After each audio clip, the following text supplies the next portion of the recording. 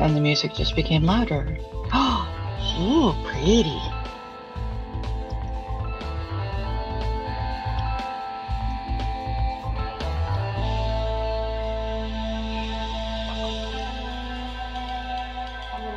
No echo.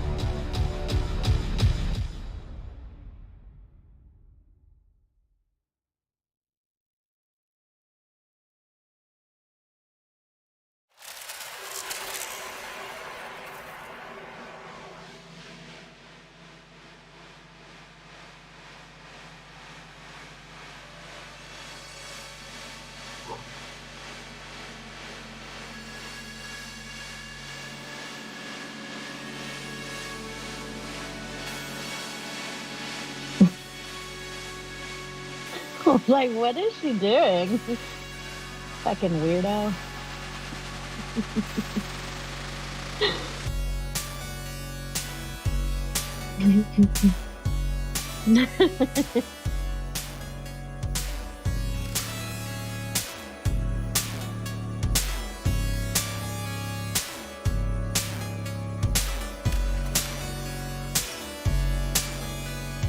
Did you get my message earlier about a sixth player?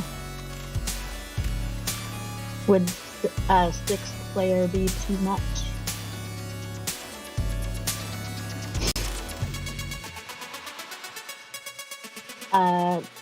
Half orc bard.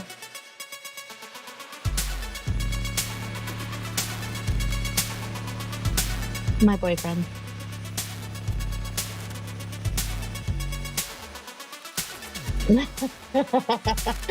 Yes, that one.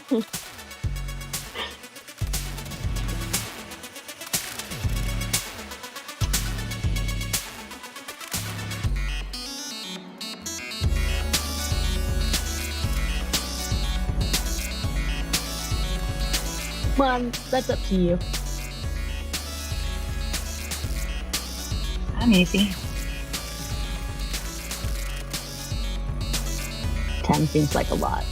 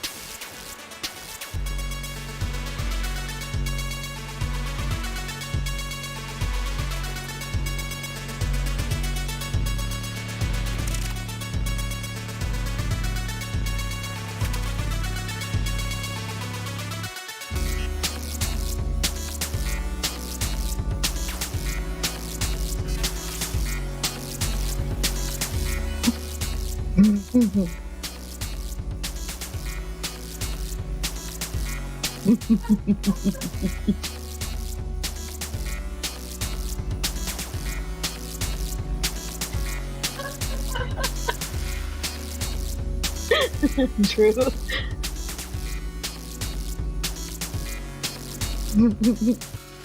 Oh, hi.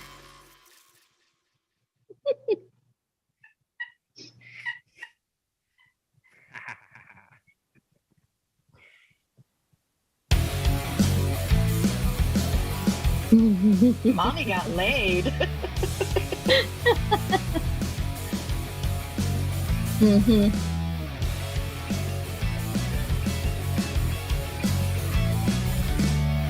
I don't doubt it.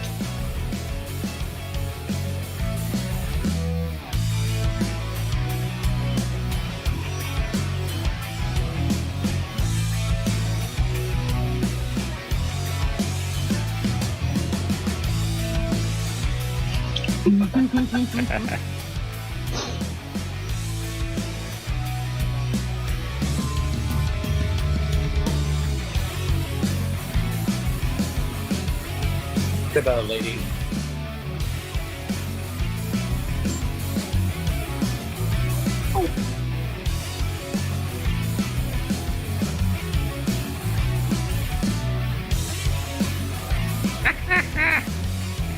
Oh, the original cancel culture. Hello.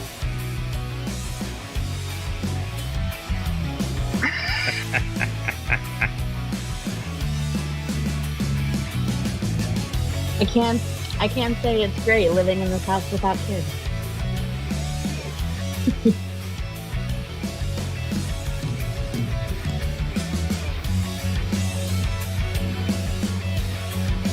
That's what I'm trying to change right now.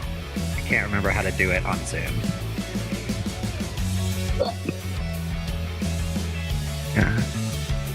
The meeting, but how do I make it show up? You change it in your settings. Meetings. Settings. Cool. Thank you, Noted. streaming. Hey, my Twitch expert, make sure we're not echoing really bad. Can do. Thank you. I was gonna have a brownie, but it's so sweet I can't actually eat it. I'm like, oh, it's too sweet.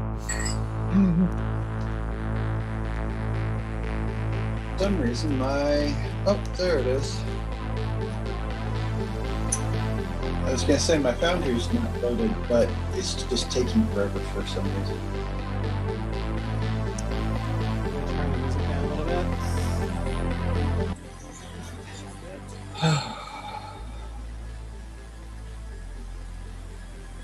Everybody have a good week so far? Busy, but good. Excellent. Yeah, mine's been busy, and I'm sure you'll realize that they're starting to do coronations again, so it's even gotten even more busy. Yeah. I've been asked to come to some of them and do performances. I'm like, really? Yeah, they didn't want me when I was raining. Shade of it all. Yeah, well. So yeah, it's been fun. Twitch sounds good. Good. I got a massage today and it hurts like hell. Oh, In yeah. a good way? The massage itself was pretty good, but I'm sore afterwards and not necessarily in a good way. Because, Hath only see it's my half your problem face, spot babe. that never gets away. Hath only see half of your face. Oh, yeah. Good point. Thank you. Usually we can't see any. His room's so dark. I know. That has not been the case for over a month. I'm never going to stop making fun of you for it, Hath.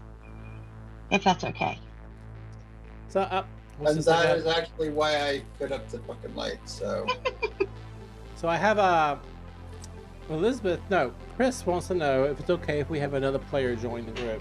So it's kind of, I don't care, I can do it.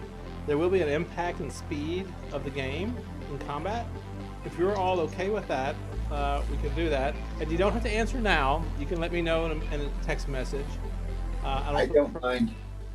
Don't want to put pressure on you, so. I said missed the yes. question. Huh? Can you ask a Brett's question? out. He missed the question. Can we have a 6 player is what the question was. Do we get to choose the class? What would you want?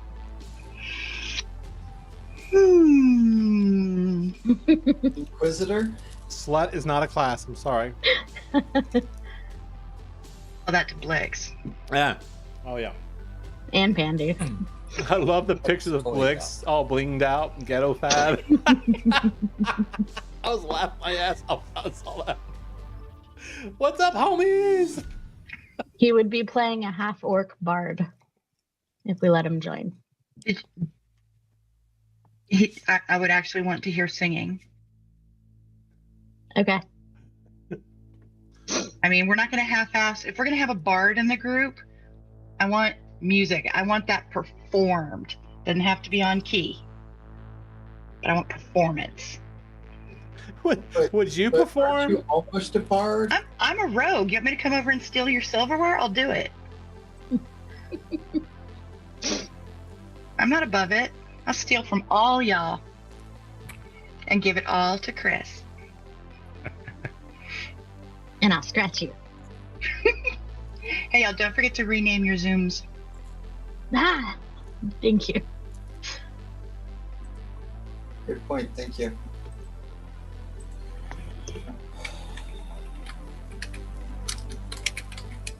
Ta-da! Haha. Thank y'all for being patient. They were kind of dillying me around at the pharmacy. So they were like, it might be another 30 minutes. I'm like, are you kidding me? Okay. Are we ready? Yes. Yes. Okay, so where we last left off, y'all had cleared a cesspool of evil and vileness with a horrid battle with this insane floating head creatures that were attacking. They ripped out from the bodies of the sisters and the Duchess and others of the monastery you were at, the abbey. I'm sorry. Anyway, combat, ensued from there, and it was long and bloody and hard. But y'all did eventually prevail. You found yourselves by the end of the day within the complex, resting, trying to figure out what to do. Some of the sisters have been scrambling around. The ones that survived are cleaning up the mess in the chapel, trying to get it back to a state that's sanctified and holy again. It's taken some time. And you've had. They're never gonna sanctify that place again. Ew. Well, there's spells, simple spells that are cantrips that can certainly clean things like that really easy. They need a lot of bleach. They do.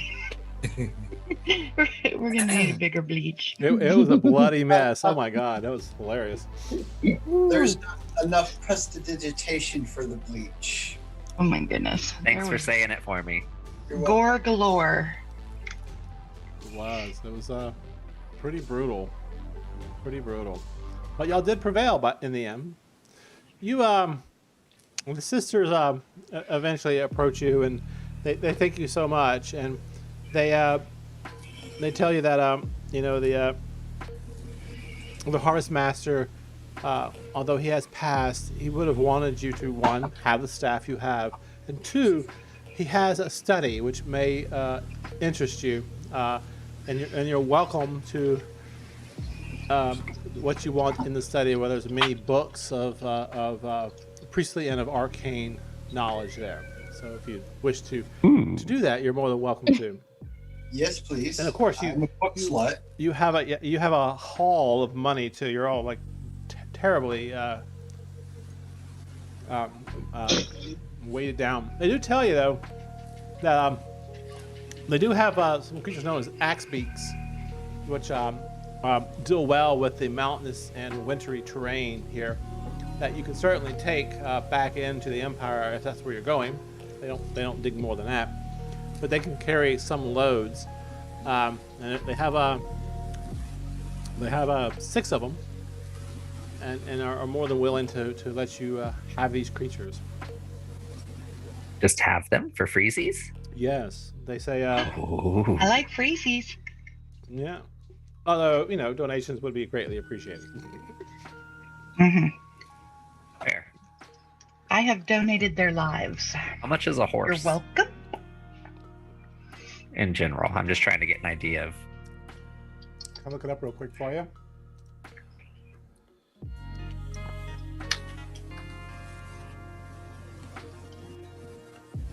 I can't type right now. I don't care about a seahorse. You got those claws on, girl. I do. Equipment, riding horse. Let's see what it says. 75 gold pieces for a riding horse. If you do a draft horse, that's 50.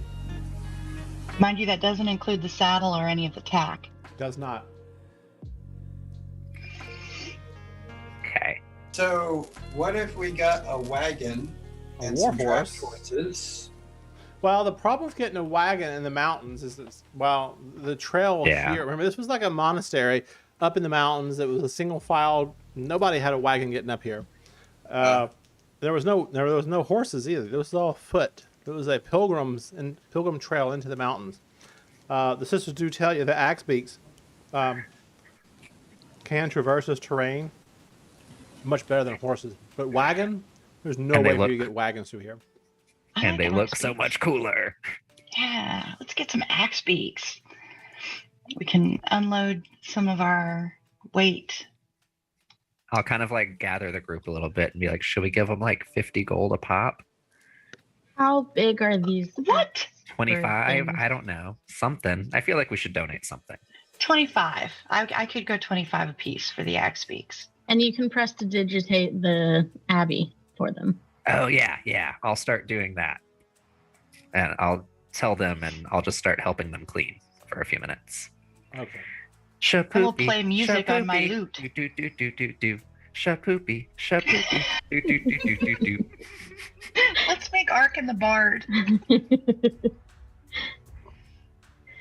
Hey Hexa, how large are these beasts? So you remember Star Wars when they were on Tauntaun? No, that ice planet Dagobah? Tauntauns, yeah. Yeah, the On Hoth. Tauntauns. The planet was Hoth. They rode Yeah, Planet Tauntauns. Hoth, the Tauntauns that smell worse than the outside than they do on the inside. Yeah, so they're basically those creatures, but they are more bird. Okay. They're more like bird-like. It comes out of the Icewind Dale series that's currently people are playing. Are they medium or large? They're medium. Well, let me look that up real quick for you.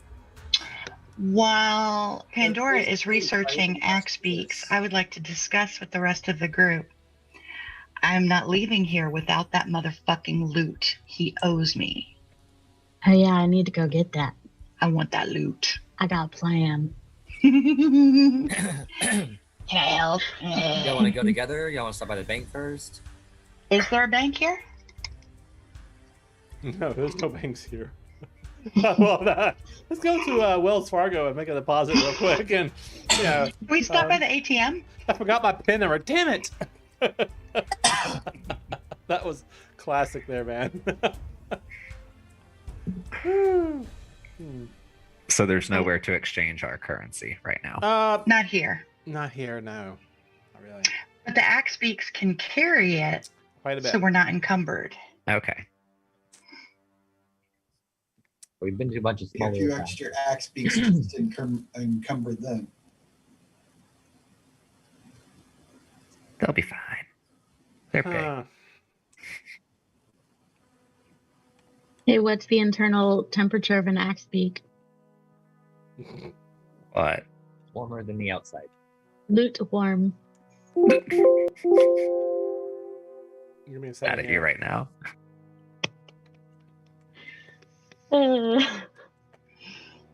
But is it magical loot one? Depends on the axe beak, I guess. I guess so. It's Axe Beak. So for some reason, when I search Axe Beak, and I'm not surprised in D&D Beyond they don't come up because I'm always having this problem with their tools. But Axe Google Beak. has them There and he they're goes. lovely. Oh, here.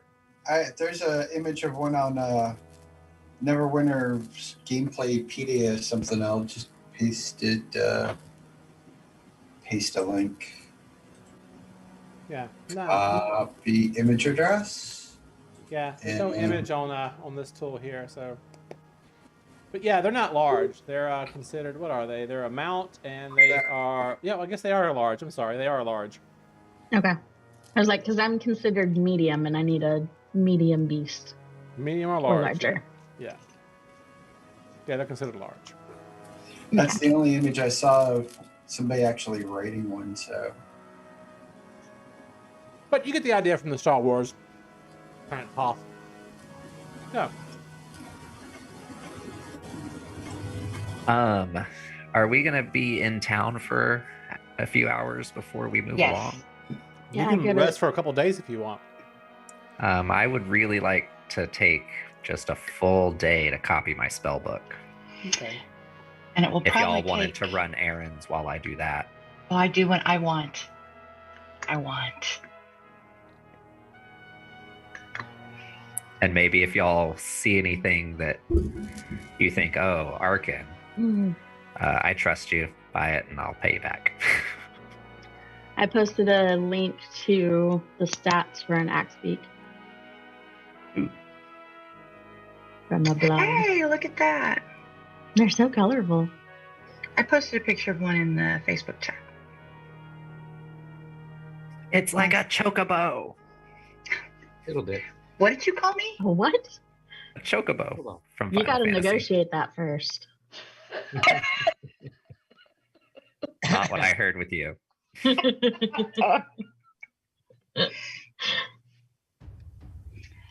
Okay, so we are broadcasting. Just reminder. So Yeah. much. Yep, yep. All right. So what do y'all think about doing now? We're gonna get our long rest if we haven't already, and we're going to repair weapons if we haven't already, and we're gonna steal a motherfucking loot. I want to go back to the inn and find little Barty boy. I'm gonna follow Pandora and stay out of her way. Yeah, you do. You go back to the inn and you ask about. He's not here right now. It's because it's like afternoonish, before noon. He's obviously somewhere out and about town, probably romancing. Mm-hmm. I'll go back up to my room and start copying away. Okay. I'll join Pandora and look. Do what? And subtract 220 gold. To do What are you doing? that. What are you doing, Nick? I am following Blix and Pandora. Okay, yeah. So all three of you walk into the inn, and of course, she comes up. Oh no, Laura's not here anymore. She's dead because she was one of them. Oops. Guess yeah. I'm the bartender now. Yeah. Oh, pour me one, Bandy. Pour me one. Yeah. So Amish, he's the owner of the place, kind of comes out and he goes, "Oh, thank you for what you've done. Let me get you around and some food if you like." He seems a Yes, bit. please. He seems a little bit, frazzled on the edge a bit here. And you see there's several tables, like they all look at him and they point to the drinks or their plates, and he's like, "Oh, I'll get to you in a second, but let me get the heroes here real quick." And then he scrambles off. Heroes. And you find yourself sitting at your table for several minutes before he finally comes back out, and he hands the drinks out on your table, puts a pitcher of frothy ale out onto the table for you. He goes, "Enjoy. I'll have some food for you in a moment." And then he goes off to the other tables, and obviously he has shorthand here, doesn't know really how to run a bar and / tavern all at the same time, but he's doing the best he can. God bless him. I drink the ale. I pour myself a mug or whatever. Yeah. So yeah, the pitcher he brought gets about 2.5 mugs full before it's empty. Or no, Louis, you cannot have any of my brownie. My dog's hanging out here. Louis, yes it is. But yes, so obviously you can see why he's having to go round and round multiple times. The pitchers aren't quite big enough for the size of the mugs that you're filling. But yeah, the bard's not present. What do you wish to do? Is there anything around town y'all want to do? Go check out? You want some more cheese? Not a whole lot. That's not. Right? But I thought you loved the cheese.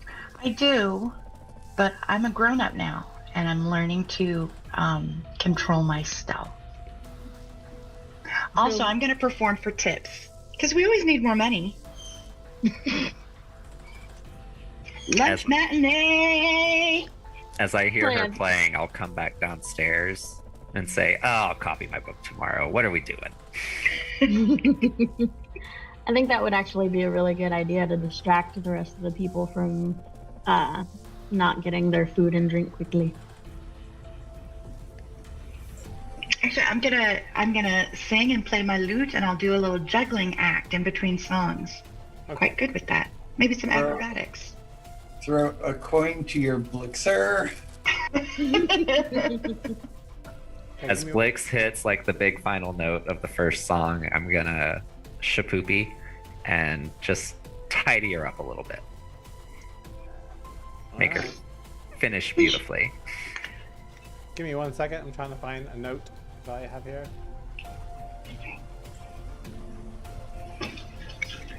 Prestidigitation. Shapoopy. Magic. Magic.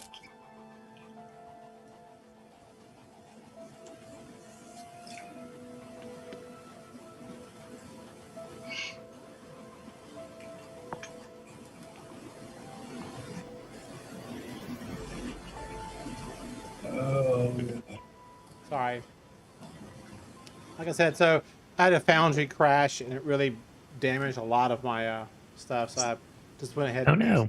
Yeah, it happens. So I was rebuilding stuff and all my notes are not clear. Give me a second here while I find my lost notes here. Sorry to hear that. Well, I had computer trouble today too. my game last night ended like at 7, and it's supposed to go to 9, I think. Mm-hmm. Oh wow. Yeah, it kind of sucked, but nothing I can do about it. I installed a new kernel on my server, and then that crashed my Docker. I have a computer. Me too. My new work laptop keeps giving me the blue screen of death. Oh Does no! it really? Yay. Well, I've gotten it twice this week. I still haven't told IT. Faulty software somewhere. I don't want them to take it away. They'll give you another one more than likely. It took 3 months to get this one. All right. So, yeah, you find yourselves back down in the common room of the Mother's Bounty. So what were you going to do at this point now? You were going to go in town, or you're just going to wait till he shows back up? What were you wanting to do? I think it was Blix who was wanting to recover the item, right? Right. So I'm going to perform to distract people from the poor proprietor trying to run around and take care of everybody. So I'm going to be singing and playing my lute, doing a little juggling act between songs. And Arkin came down to prestidigitate me at the end of my first number. Great. Yeah, you do that. You get a lot of the blood off of her. You've had You're a rest welcome. between now and then, so I assumed you're clean. I'm not going to say it was right after the battle. That would be kind of gross, As right? clean as a goblin ever gets. True. Kind of ghetto I now. though. shapoopied everyone before bed. Yeah, right. All right. Why don't you give me a performance check, You got Miss it. Blix? Performance. There it is. Blind or public? Oh, let's make it public. Ooh. Oh, look at that. I Yeah, that 18. Not bad. Yeah. The patrons, kind of the ones who lost loved ones are people of the church or of the sisters. You know, they weren't shy about promiscuity. Some of them lost loved ones in the battle that ensued, but they're not overly upset. It seems like after a good performance. And what is your song kind of about, Blex? My song is about love and loss and healing. Well, you don't find you get tips. They tend to buy drinks and kind of mourn themselves and their lost loved ones in the healing. Liquor helps you often heal, so they drown their sorrows in their drinks. But that by the end of your performance, it's a somber room, and that's when the door opens up and you see Roar, good luck, Bard from Burdusk, kind of come inside. He kind of looks around the room and his eyes get kind of big when he sees you on the stage. You're just finishing up playing on a lute, or you're playing a lute, or what are you playing with? Lute. I'm playing the lute that he lost to me when last we met. And you want to get his lute again? Yes, I do. Oh my God. Because I see him come in and I wink at him from the stage. I think it's safe to say there's no love lost between them. He kind of gets that nervous kind of waves at you. And he beelines it over to where the bar is. Helps himself to pour his own drink. I would like to wave him over to my table. He smiles when he sees you, and he walks over there. He goes, "Hi," and he sits down. Who's all at the table with you? when I see the bard come over, I'll walk to join the table. But as I do, I'm gonna cast Shapoopy to create a noise of someone saying encore. And then I'm gonna sit down. Encore! You hear voices shouting out towards you, Blix. Encore! Make us more depressed! So And I'll sit and join quietly.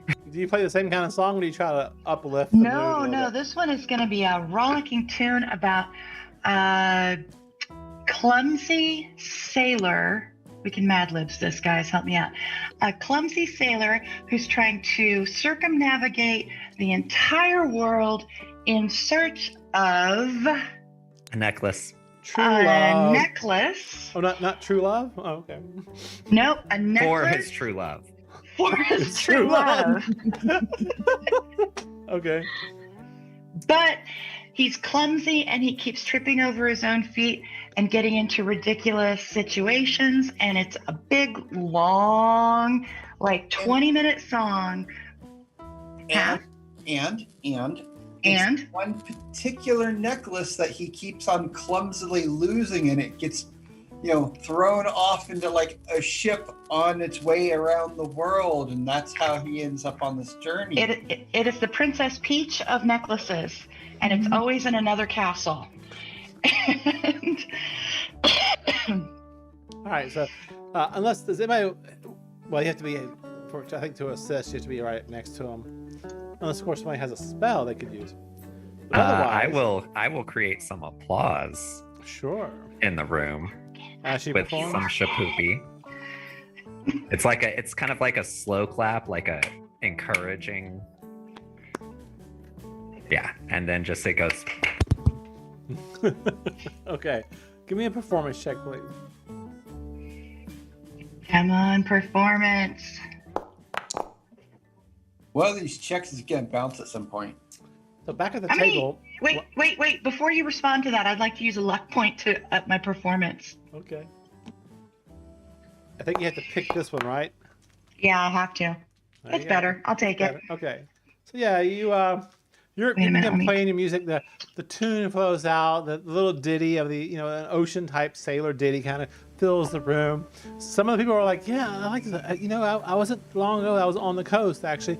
And some of them are like, I don't recognize this at all. It's an odd kind of tune and beat, but they kind of enjoy it. And yeah, the crowd overall is receptive to what you're singing. Is happier at least, right? Back at the table, while this long song is going on, Rory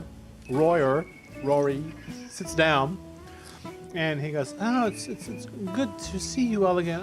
I heard what you had run into the temple. Do tell me more about it. I'm curious, and perhaps I can spread the lore about you and your group as people travel through here. Although I do think I'm going to head back down to the Empire for a while."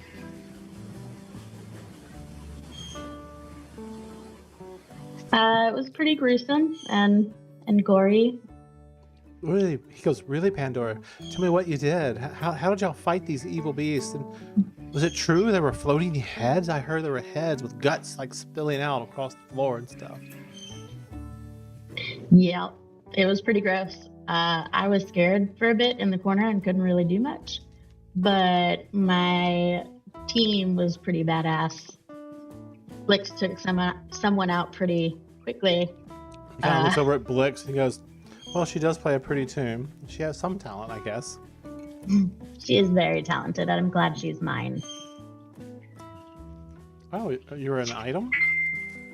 No, she's just my pet. He kind of looks odd, like his pet? A goblin? A pet? I guess that could occur. Does she know that? Yeah. She know that.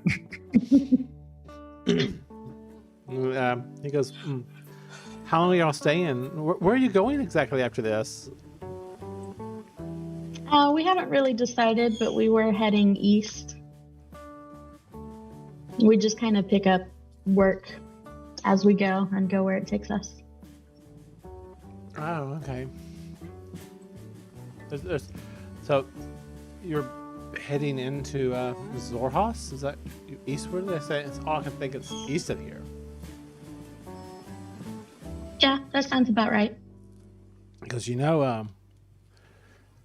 just from my own personal knowledge, a friend of mine here, well, he's not here right now, but another bard had traveled in here recently, and I had been talking to him, and I know he's out and about exploring an old ancient ruins to the east of here called Verstglade, I believe it's called. As I understood the story, an old lich had once, or archmage had run this area and has massive underground complexes and other magics that interested this bard and the companions he was with, but hasn't been back for a while, so I'm not sure where he is. But that's to the east of here. you are the adventuring type, perhaps that's something that interests you. That does sound sounds interesting. like fun.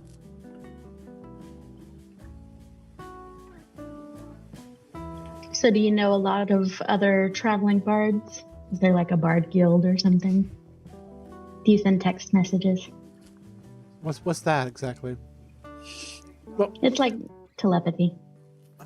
Well, there is a spell that allows you to message others, but you have to know that person to do that. But because well, when you run across others of your ilk, you always sit and exchange stories and knowledge. It helps pass the verbal history of the land around.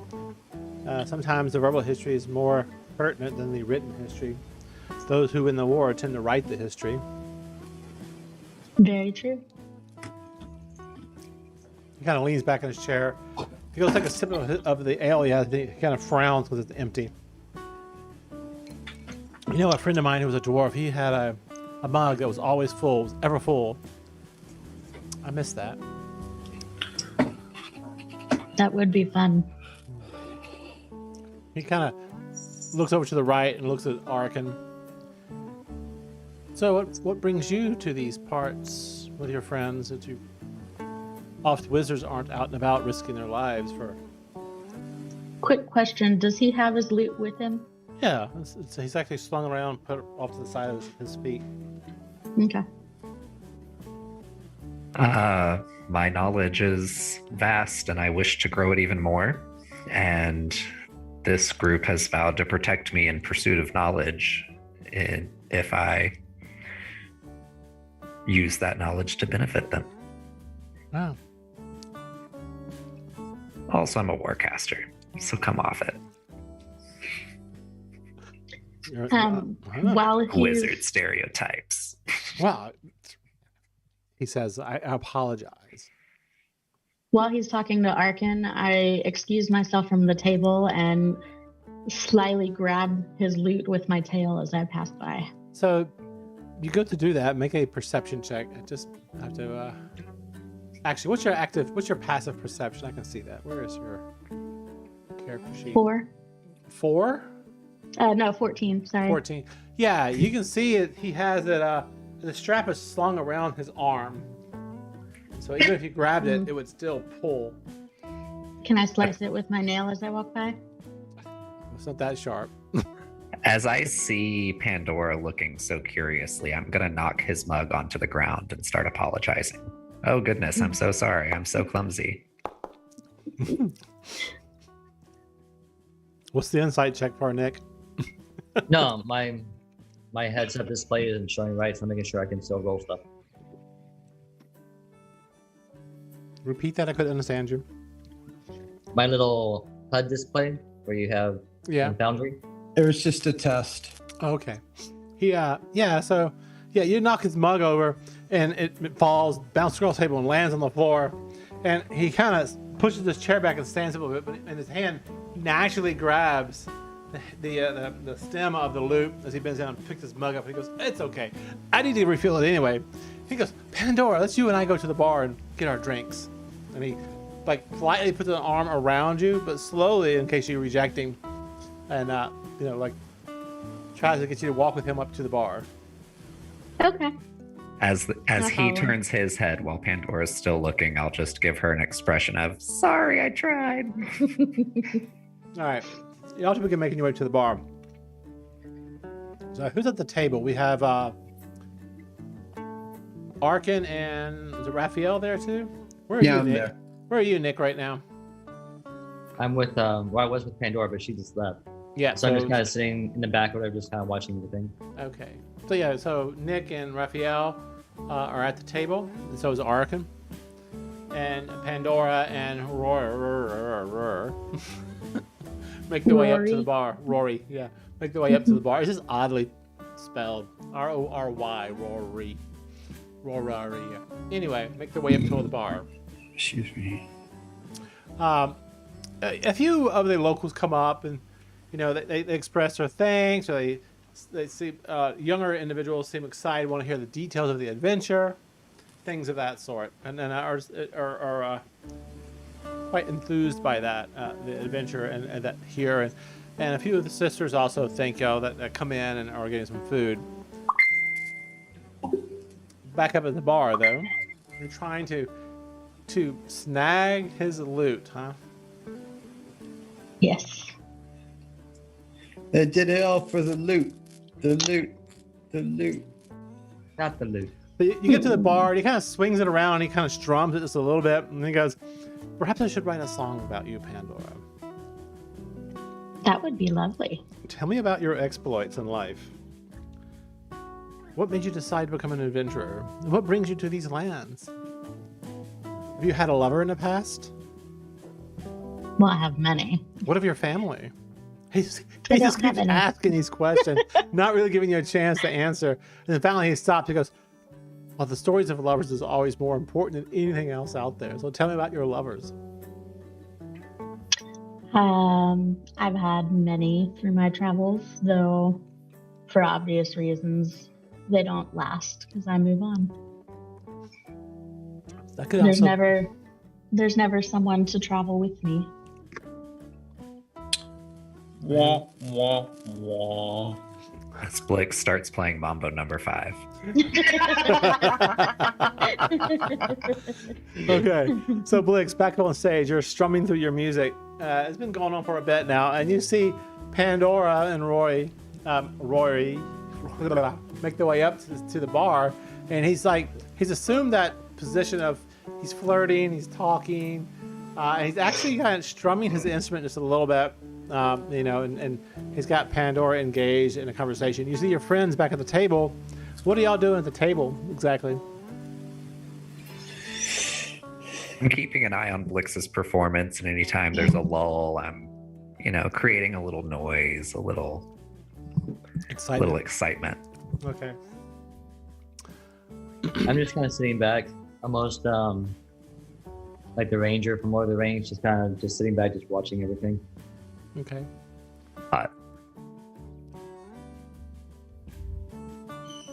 Give me 1 second.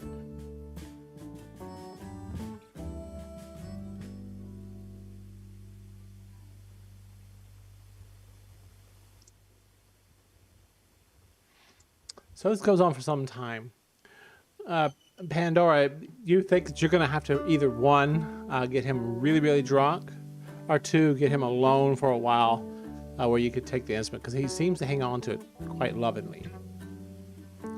Always has a strap around his arm or his hand through it or hanging on to it. He's never just like leaving it unattended. And I'll get him drunk. as you're looking at this thing, you realize it is a magnificent instrument. It is finely wrought of rare woods. It's got mother and laid pearl in it. It's just well made. It's some type of cherry-like colored wood. It's well oiled, well taken care of. It's got some beautiful varnish. The strings of the instrument itself have hints of gold thread weaved through them. It's a beautiful instrument, and it's in an amazing condition. Give me an Arcana check. Yeah, that'll work. Are you trained in Arcana? No. I am. Yeah, it's gorgeous. You know, wizards have items that always stay in pristine condition, so you're like, maybe it's magical, but you're not sure. Which would explain why he's so protective of it. Mm-hmm. I'm gonna kind of reach over the bar and grab a pitcher of ale and refill his cup. Sure. And he goes, "Oh, thank you so much." And he waits for you to fill your cup up also. He takes a sip though. Then he waits for you. I feel mine. And he goes cheers. And he takes a few swigs of his, and this kind of goes on for a while, and the conversation continues. Are you going to try to drink less than him, or? Yeah, I'm gonna keep filling his cup while just sipping on mine. All right, give a deception. Or you could persuade him somehow or another. That wouldn't require a check.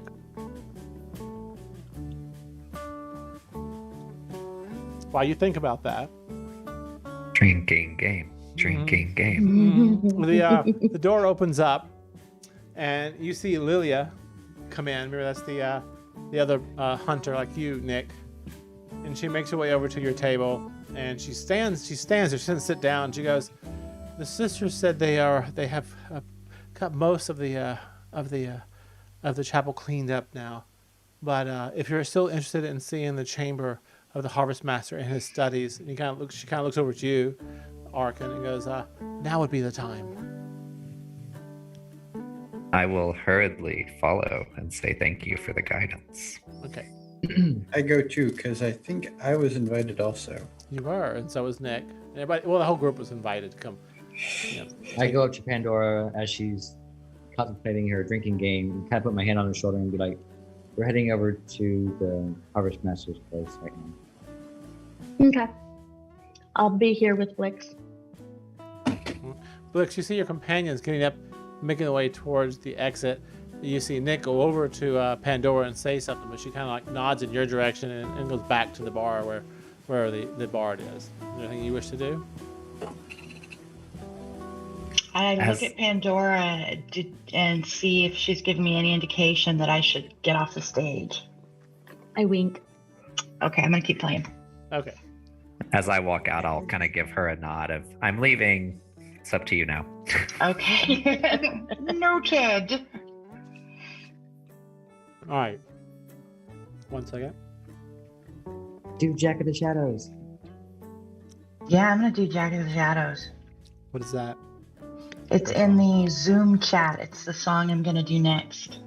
Okay. Well, I can't play it because that'll get my stream blocked. No, it's the fiction. Sorry about that. That's okay. It's a fictional song. Oh, is it? I forget how to.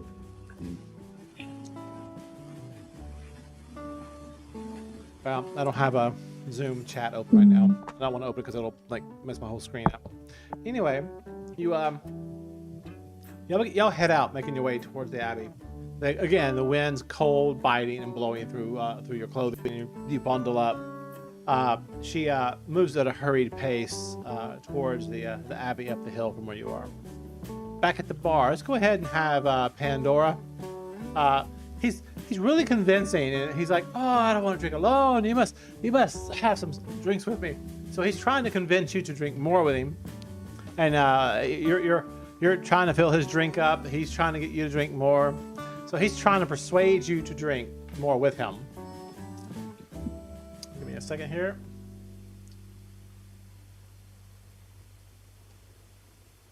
All right. Okay.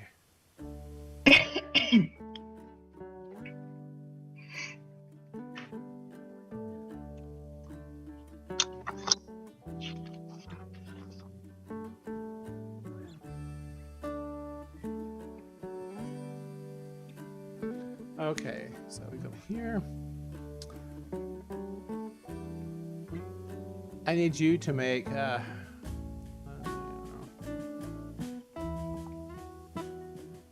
he's trying to persuade you to drink more. He's very charming, very convincing. Now, you can either just flat out not drink more, and he may notice that, or you can try to deceive him that you are drinking. Coyote ugly. I am going to deceive him that I'm drinking just as much as he is, and I'm going to quietly, as I turn to grab another pitcher of ale, whisper my thaumaturgy cantrip to make my eyes sparkle blue to distract him. Okay. Go ahead and give me a deception check.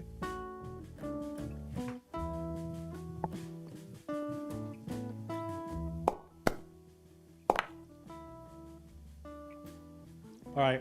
So he's like, "Oh, now, Pandora, I know. Perhaps you're not wanting to join me in the revelry here. I understand that. Please, do join me in drinks. Perhaps we can get Blix off the stage and I can perform for you if you would like." "Oh, well, let's do that." He stands up. Obviously, he Actually, I think I'd like a private performance, if you don't mind. Oh. Okay. Wow, wow, wow. Well, I do have a room here. He like stands up, puts a hand out. I'd take his hand and follow him. All right, y'all head upstairs where the rooms are. Blix, you find yourself downstairs all alone. Pandora has appeared with Bard, possibly succumbed to his seductions. You come to an end to your song, and the people who are there kind of clap, they thank you. You get a few copper pieces here and there. What do you wish to do? I wish to give all the copper pieces that I've collected to the proprietor and pour myself another glass of ale. All right. I'm gonna. No, should I wait here or should I try to sneak up and see where Pandora's gone to? I'm gonna wait here. Okay. So, others make your way into the Abbey through the main hall. It's been amazingly cleaned up well.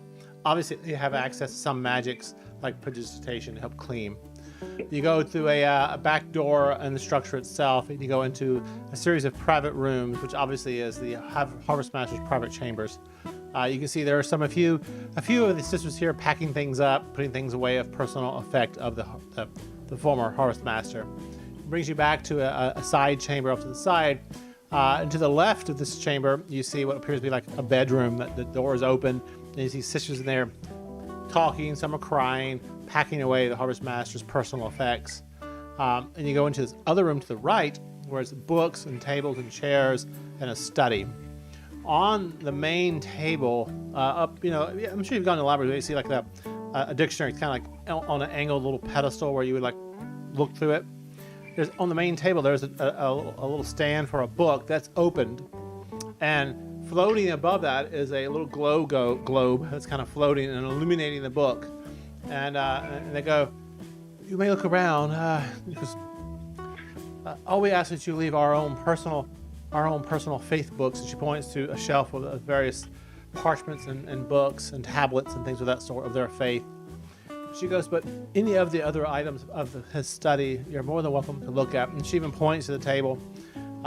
Please, that's the least we can do to pay you for your time and services that you've helped us in the town with. I would ask, how long do we have in this room? Well, perhaps in the evening, and if you need more, just let us know. That's beautiful. Thank you. We really appreciate it. My pleasure, she says. And she walks out. I'll look at the group and say, if y'all want to start rooting around, I can start a ritual casting of Detect Magic. And yeah, I will then sit down and start my ritual. Okay, so you begin your ritual. Everybody else give me a blind investigation check. And what are you looking for when you investigate, by the way?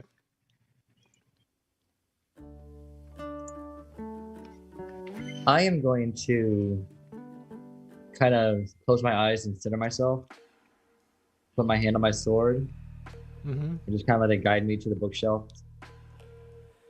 Your sword is absolutely quiet. You know you heard a voice at one point when you had dealt with it, but now it's quiet. It's cool to the touch. And you notice in your possession, the blade goes from the appearance of it being almost a vibrant reddish, bloodish color. It's now more of a grayish, anemic color, and is not as active as it was prior. You don't know if that's good or if you know if it's bad or not, but We'll find out. all right, so we got here.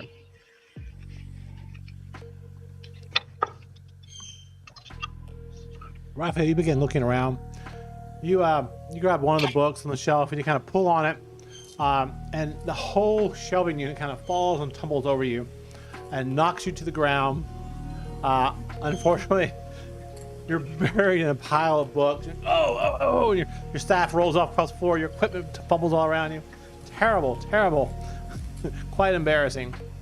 Nick, you find a whole series of books here about the lore and history of Wildemount. Even a couple of books that are lightly annotated about Zorhas and the the barbed fields and the battles that took place there during the calamity, things of that sort. Finally, you finish your detect magic spell, and there are a few scrolls over on the shelf where the sisters asked y'all not to take from them. Okay. But the book in the center of the room and that globe above it radiate the strongest magic in the room. Book and center and the globe.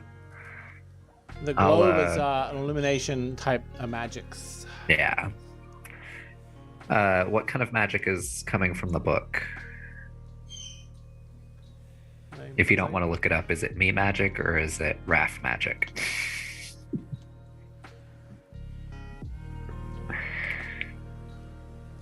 Here we are. 1 second.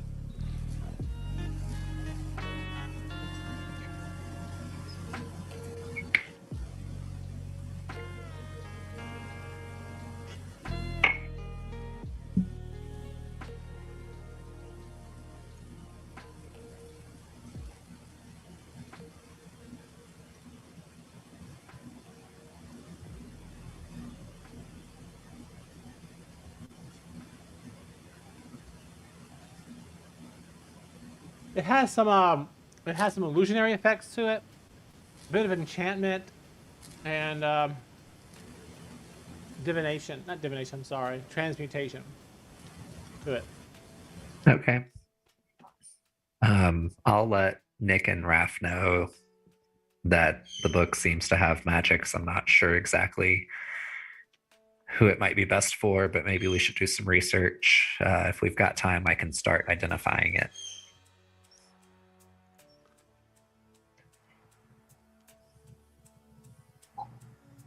Y'all okay with that? Yes, definitely. I can look at Raph like in the books or whatever. It's like, do you need a room?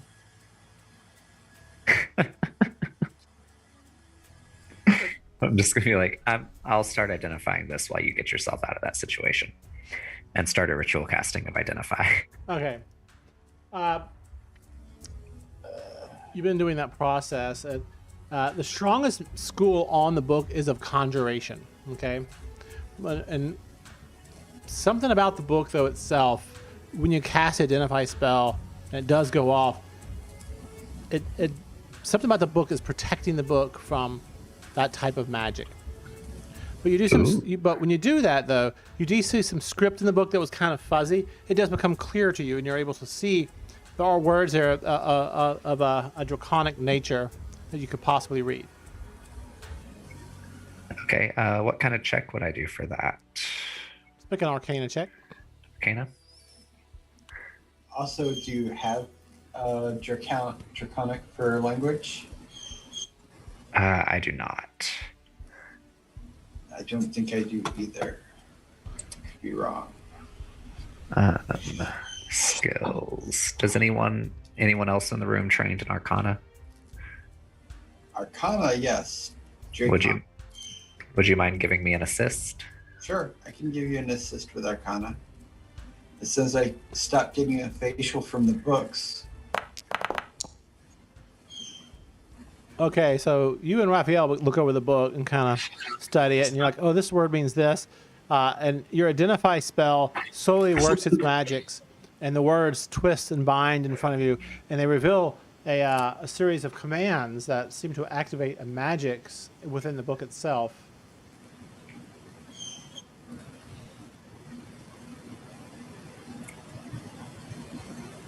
Y'all want to give it a try? Sure. You see a word. It says scepter. It's very clearly illuminates in the book. I would like to attempt to read the script aloud. Sure. So you read the script and ending with the invocation of the word scepter. As soon as you do that, you hear a cracking noise, and then before you, a double golden set of double doors appear and open. They don't open up, but see double doors before you, standing there broadly, large enough for you to step into. You open them up. Aslan. Should we touch it? The rogue's not here to check it, but I feel like this is a safe space. It was his space.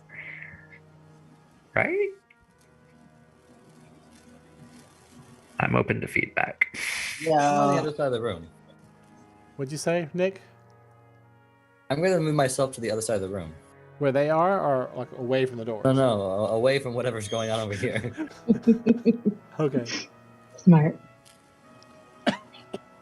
But you're the sturdy one. So you have these golden doors before Various you. idiots, so What do you wish too to do? smart for our own good. All right, get ready with your heels, Raph. Uh-huh. I'm gonna try to inspect the door first. I can't check for traps, correct? That's only rogues. You can try. Okay. That's investigation. Mm-hmm. Hey Raph, could you give me some of your guidance? That would be super cool. Want actual the spell, or you just want The spell. The spell. Okay. You're doing an investigation? Yeah, are you trained in investigation? I am, but Do if you- you're checking would- for like traps and stuff like that, I believe that's more. Is it investigation more sleight of hand or? I've always rolled investigation for checking for traps. Yeah, but- sleight of hand is more disarming. Yeah. Oh, I'm sorry. You're Right. asking a question. Investigation is what he needs to roll. Yeah, I'll assist you with that. Okay, so I'll get advantage plus 1d4. And Or do I have to- make it blind, please? Blind. Yeah. Okay. Mostly as you're Tell him investigating. to look in the just like, couch cushions.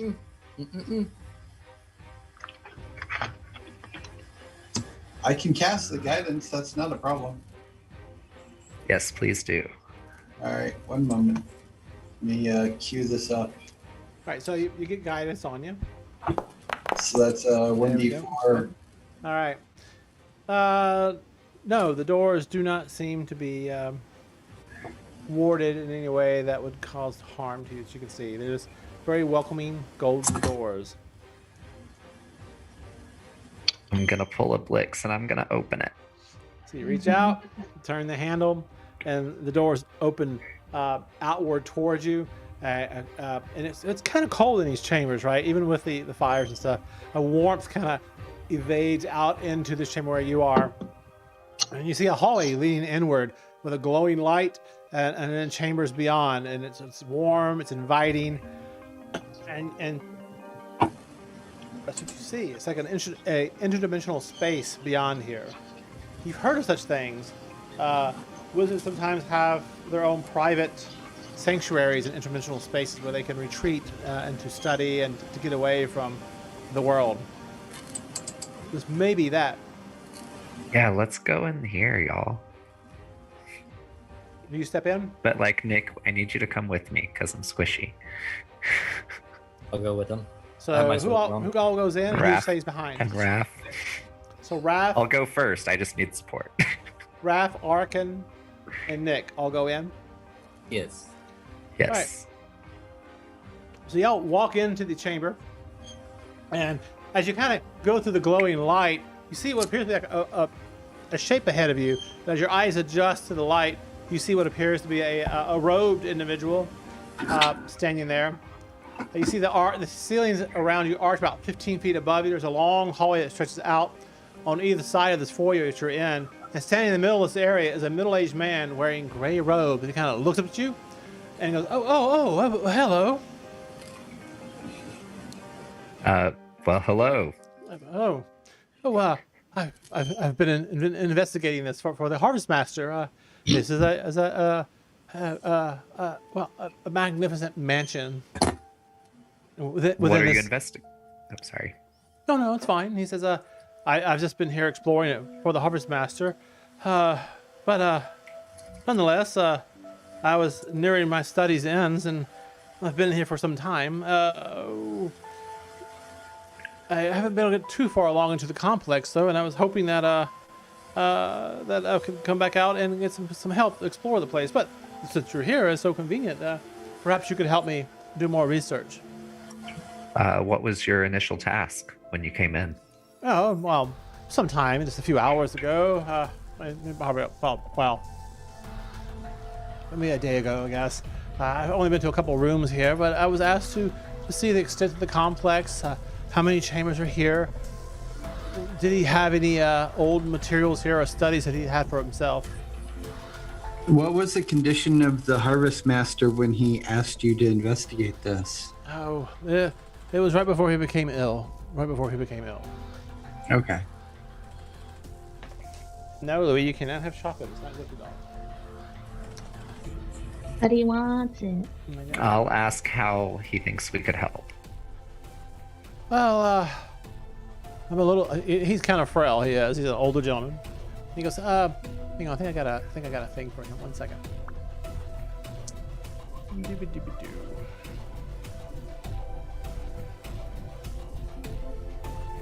Yes, I know.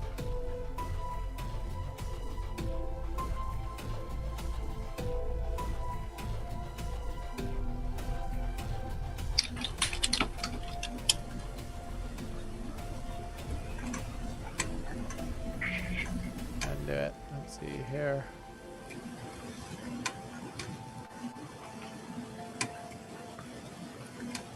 There you go. And this is kind of what he looks like. I was asked by the Harvest Master to explore, perhaps map out this complex, but all honesty, I moved in some of the chambers up ahead, and I was getting ready to come back out. I think time here travels slightly different than the outside world. Perhaps things here are well, they seem out of flux with the world. Yeah. That seems to be the impression I got too. Yes, but I can certainly help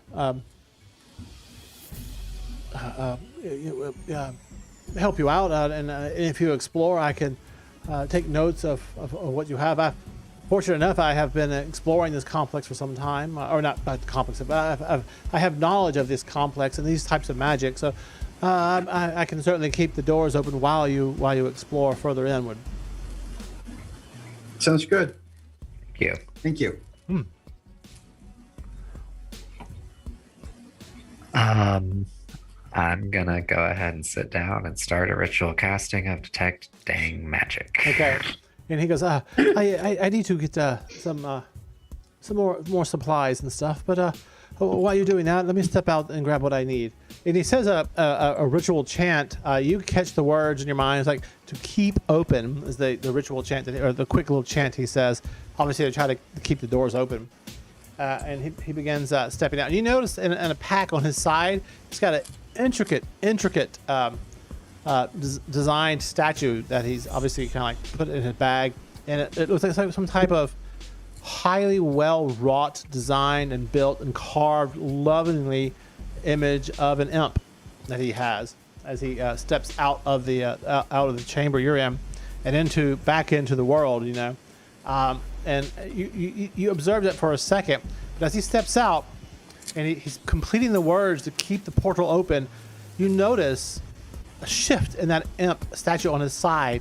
It changes back into a beast at his side, and it attacks him before he completes the ritual. He yells out, startled from it, and the doors slam shut, sealing you inside.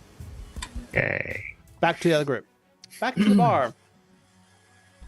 So Pandora, you're trying to seduce a bard. Such. Yeah, we're in his room. Okay. It is 7:31. Let's take a 5-minute break. Thank you, guys. Thank you. Sounds good. Bow, bow, bow, bow, bow.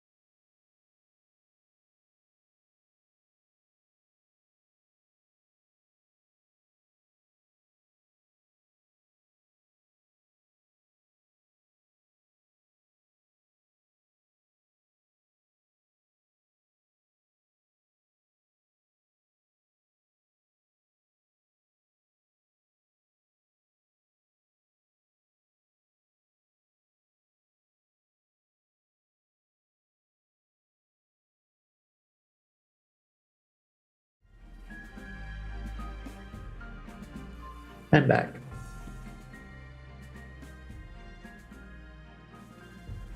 Say hi, Louie. Say hi. No. So handsome. He's a good boy. He's hungry right now, though. He's like, it's time. It is. Let me tell one of the bottomless pits known as Madeline or Daniel. Feed the dogs. No, Louis. He pokes his nose at me when he wants to be fed. Uh-huh. Okay, I know. I'm getting you food now. Did you have fun at Coronation?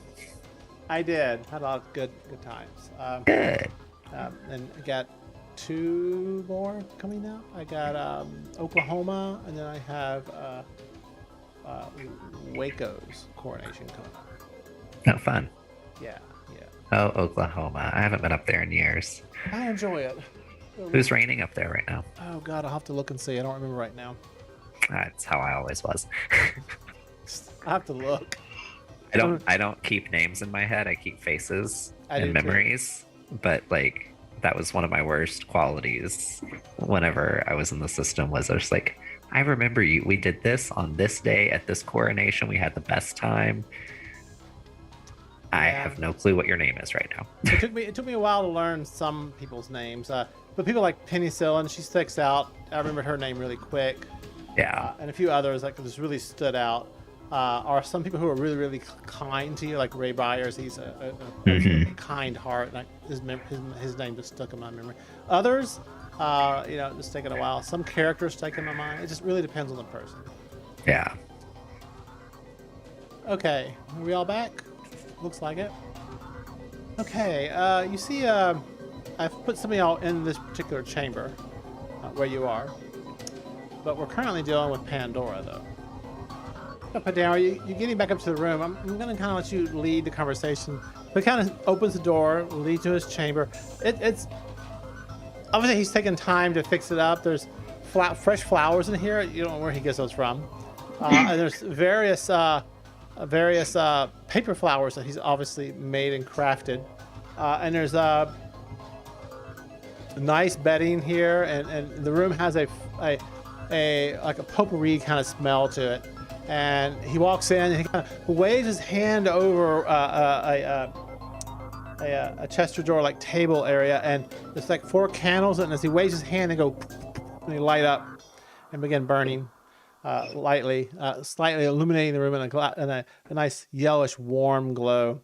And he says, "Oh, please come in." And he takes his loot, he puts it on top of the Chester drawer, a countertop, if you will, and you feel there's a warmth in this room that's more comfortable than the chamber. You notice there's no hearth in here that's burning, so he must have something that's keeping this room at temperature, or a comfortable temperature. And he walks over to a small table stand chest. He opens the lid of it, and it's like it's the height of a short bedside table, if you will. And he goes, a drink, and he pulls out a bottle of some type of wine. You're not sure what. And he's got 2, almost quickly as he said that, he's got 2 glasses in between his fingers. He's holding them upside down, and he kind of like holds it up like this. He goes, a drink? I would love one, thank you. Oh, that's great. And he kind of puts it on the table, and he pours nice but not heavy, this moderate pulls of wine into the glass, and he recorks it and sets the bottle back inside the box and closes the lid, hands one to you, and he dings your glass with ding, and he takes a sip, and he sits down beside his bed, and he goes, "So, you wanted some time alone?" Yeah, I wanted to hear you perform for me. Oh. Perform or perform, he says.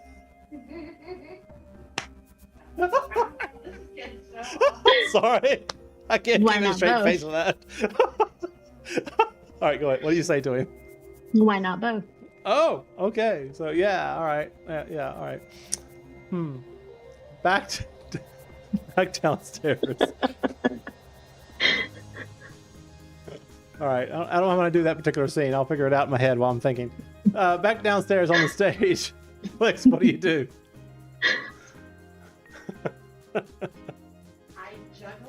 You're muted, You're Blix. muted.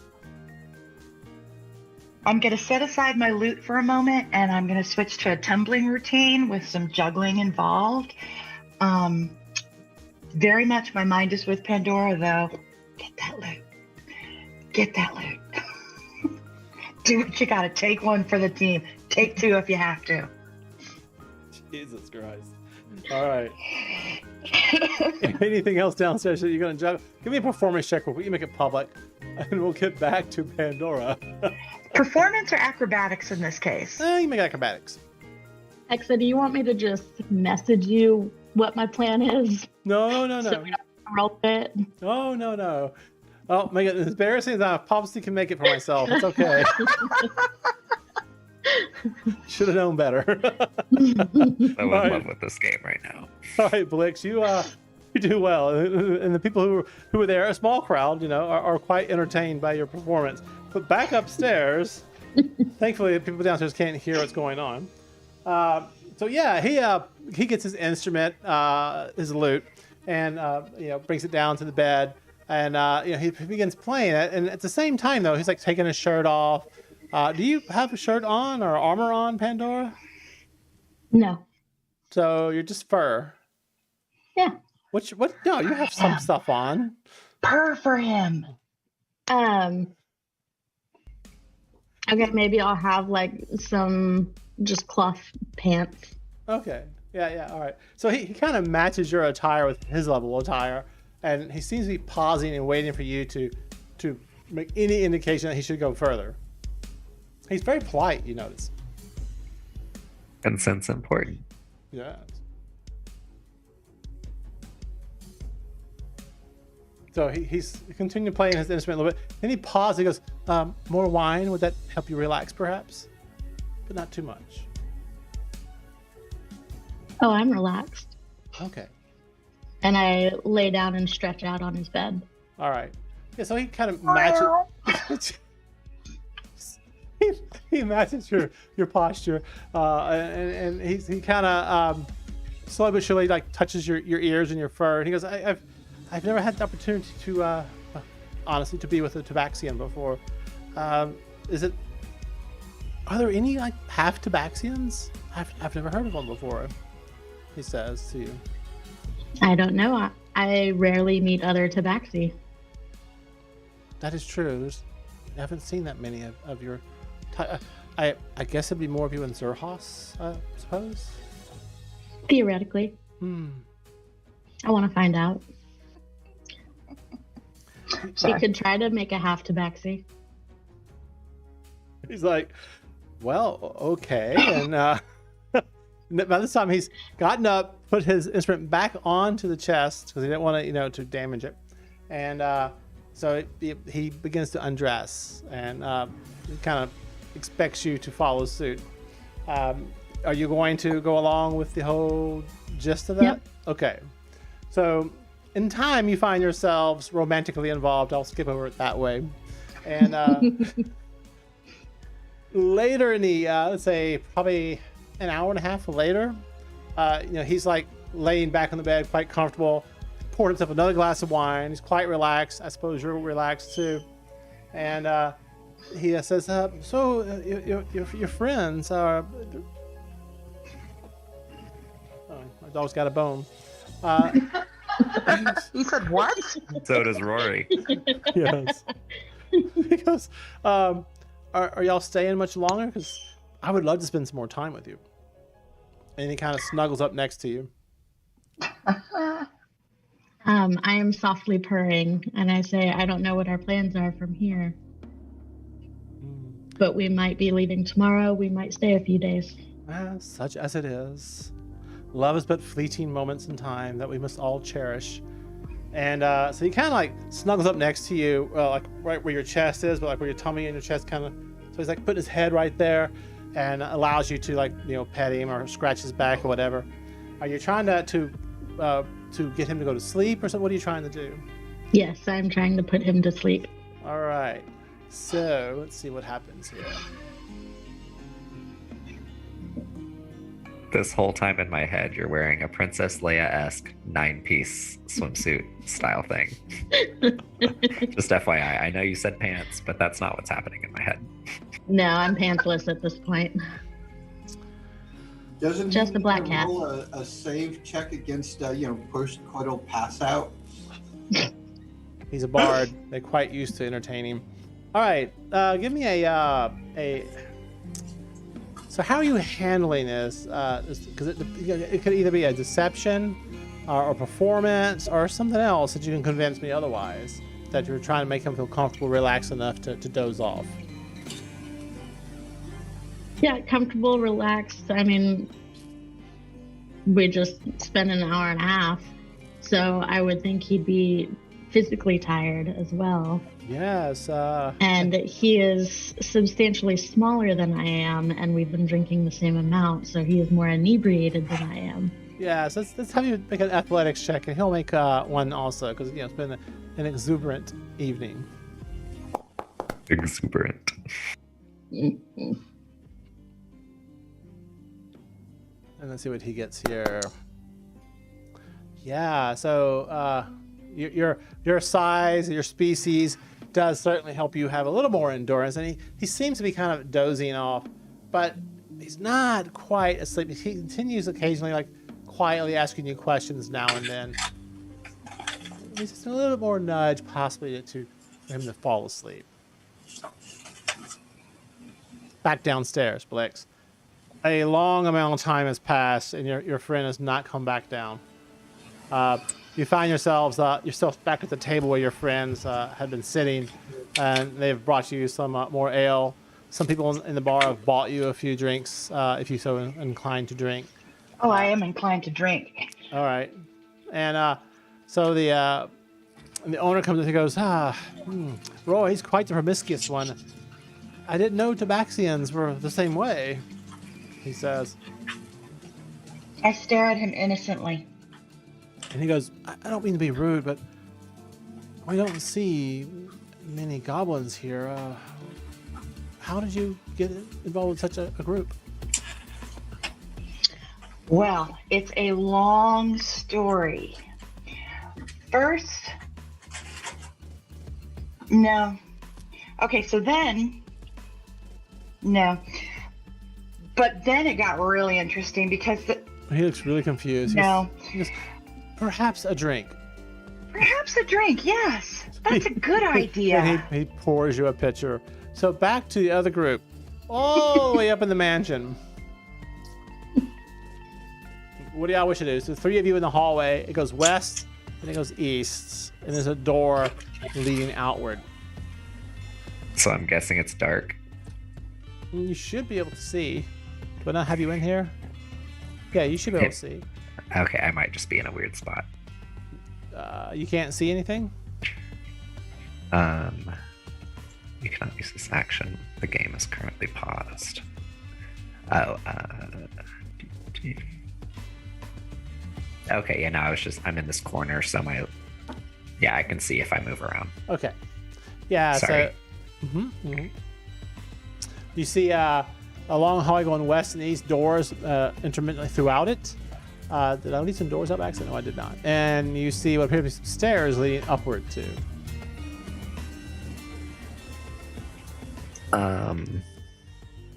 Before we forge forward, I mean, I can concentrate on detect magic for 10 minutes. Should I?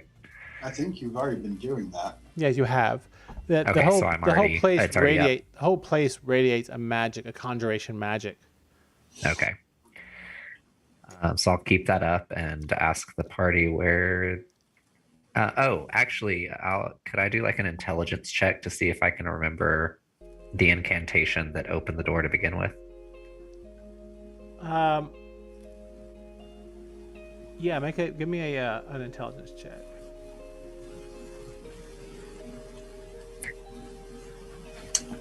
Let me assist you on that.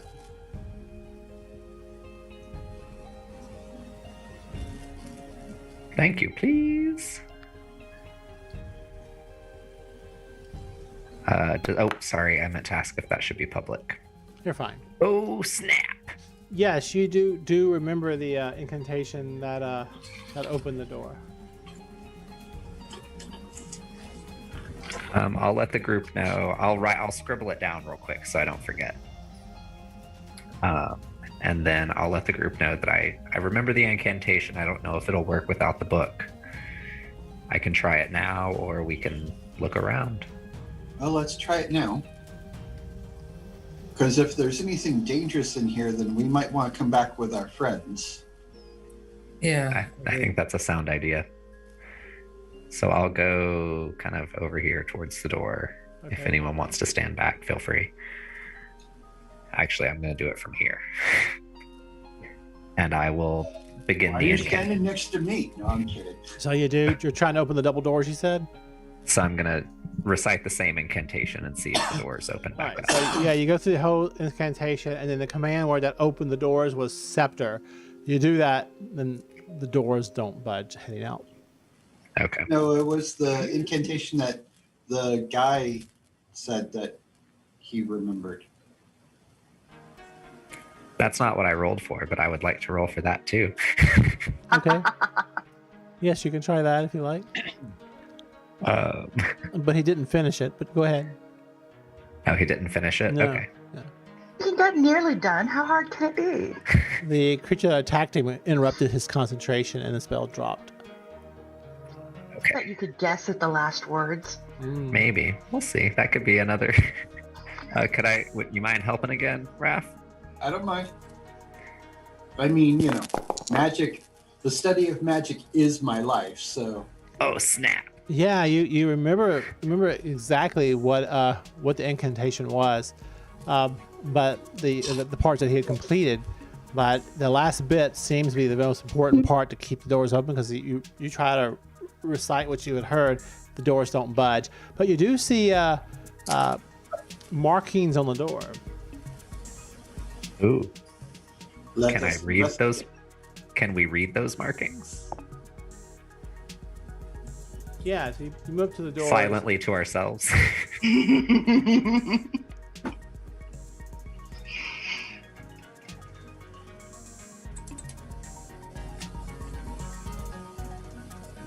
Yeah, so you go up to where the doors are, and you get to them. The markings are fading out, and it looks like it was a word, but you can't make it out. It's like a multi-letter word, but it's already faded beyond. And as they fade out, the doors begin to fade, and they turn into a solid wooden wall, and the doors are gone as you get up there. But there was a word, like... What was the language? Did I recognize the language? I mean, I have 6 languages, so... No, it was a common word, but you couldn't quite make it out. You weren't actually looking for it until just this moment, but it had already faded out beyond recognition. Gotcha. Okay.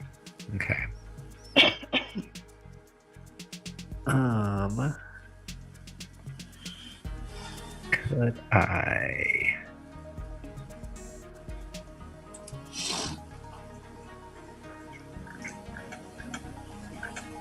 So 20 minutes, I think, has passed for you inside the mansion now. 20 minutes has passed, so my detect magic is gone. Yeah. I mean, I guess we need to. There's no other checks I could do to try to figure that out. I can't think of anything other than an intelligence, but that seems redundant. That's similar to an Arcana check, but yeah, I mean, unfortunately, the words faded away before you realized what they were, and that may have been a clue, but you missed it, unfortunately. Well, gang, which way? Go north. Moment. I'm down with that. I'll follow. Do you want to lead, or do you want me to lead, Nick? I'll lead. So I'll take myself where you wanting to go, Nick? to north, Through that door, or up the stairs? up the stairs. Up the stairs. Okay, one second. Following up the stairs. Same.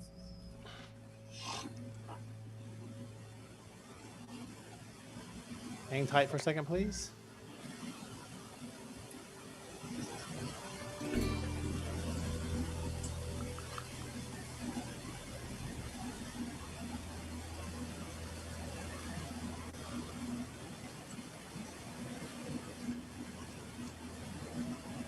can't do it that way. It's kind of a bummer. So let's see. We had Arkin in the rear. We had Nick in the lead. And we had Raphael in the middle. I'm the meat of the sandwich. Middle spoon. 1 second, please.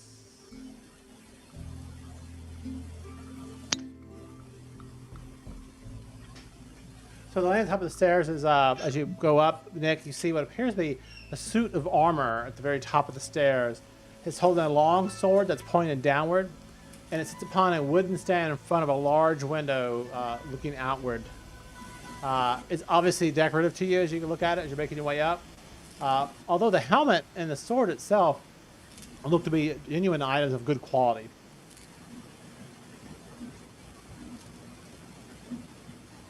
Alright. I will leave those alone and continue around the corner. Okay, yeah, you come around the corner and you see a door to the west as it leads down, in this chamber. It's a dead end here. There's a door to the yeah, it's dead end there. There's a dead end here. Why is my thing not? There's a dead end here. There's a door by Raphael, and there's a door over here. Oh, that wasn't me. Arkin, sorry. Yeah. Right. I'm slightly more handsome. I'm gonna go to this door and Right. like listen It's to like- it. All right, so you're gonna let I'm door an down. Azamar, so You're yes. gonna listen. All right, 1 second, please.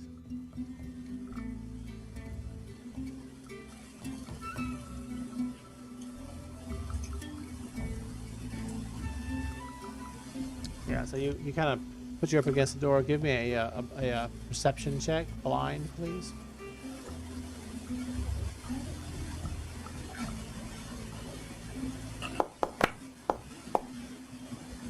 Yeah, so you put your ear up against the door. It's cool to the touch, but you hear like burbling sounds and just odd, weird, like water bubbling or something. It's hard to make it out. Okay. I go up to this one and listen to that door. Give me a blind perception check, please.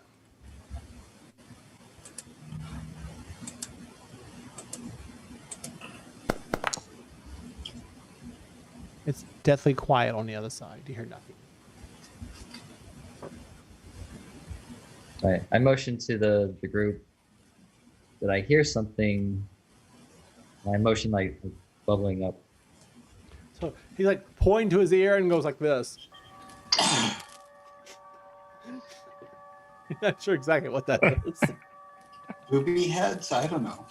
I'm standing right beside him, so I'm just gonna whisper very, very, very, very quietly. What? I go back very, very bubbling. I'll press my ear to the door and wave Raph over. So so Nick and Arkin, Nick, do you shift downward to the south or do you go? Yeah. Okay, so y'all just trade places, kind of, sort of. Yeah. All right, yeah. So you hear the same thing. It's like a bubbling, gurgling kind of sound. It reminds you of a lab that you've had plenty of time. That type of noise. Sounds like maybe something's being worked on in there. Sounds like a potion. Could be enchanted, could be someone in there. Possibly. Very, very quietly, I The door said. to see if it's unlocked. I'll just switch places with you, Nick. All right. So what do you wish to do?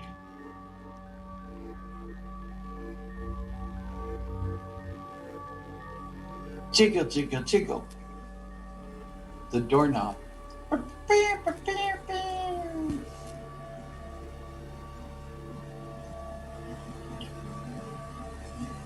Well, Sorry, it's trapped here. Thanks for leading the way.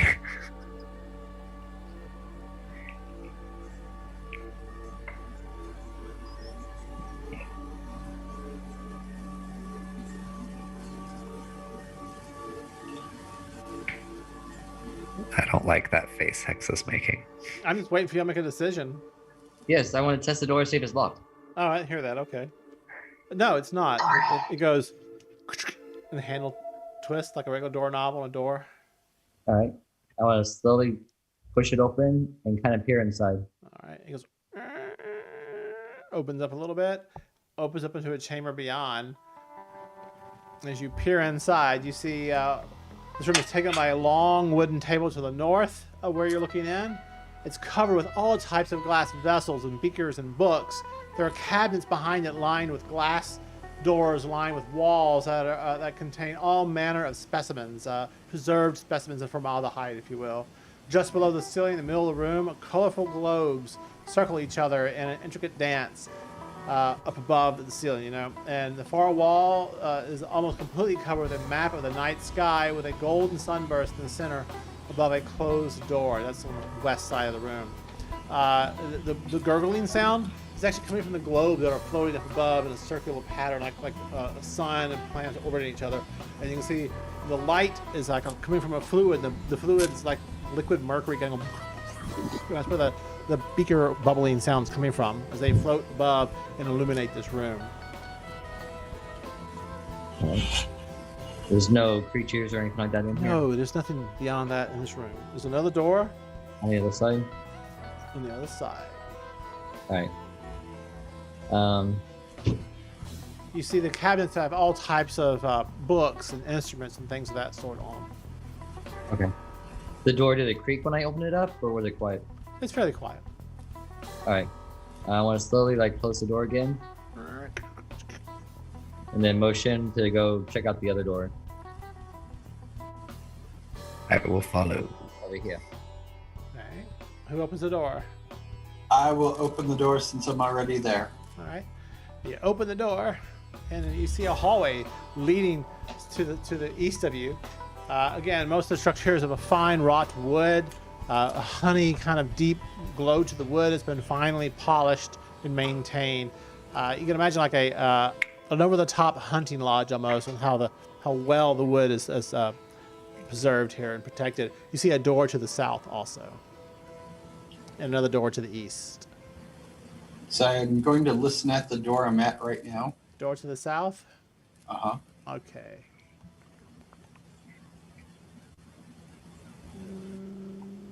Okay. You want to check? I'll tell you in 1 second. Sure. Yeah, she can make a blind check, please, if you're listening. Sure.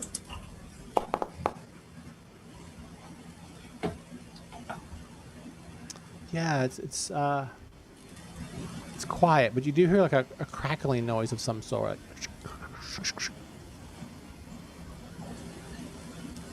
Interesting. You go over to the other door and listen to that one next. Give me a blind check, please. There you go. Dungeon delving without a rogue. Here we go. Yeah, it's quiet. You hear nothing.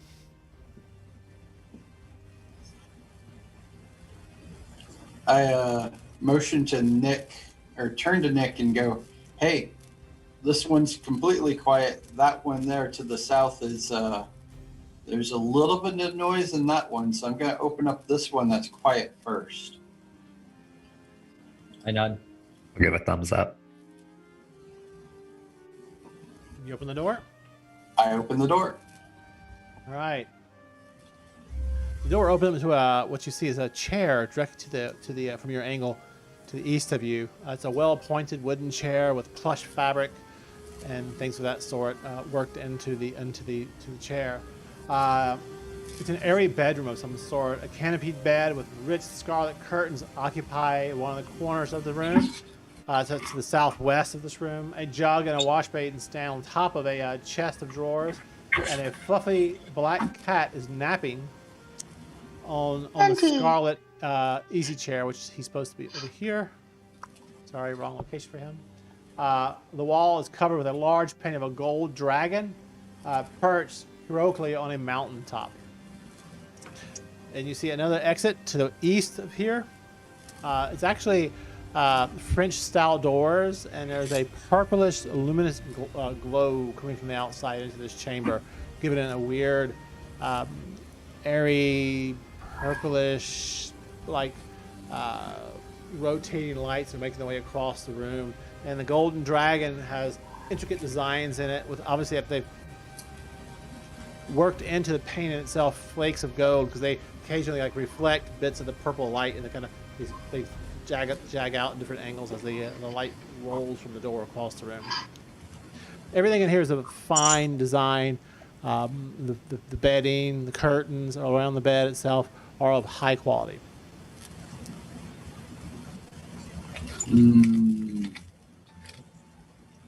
Meow.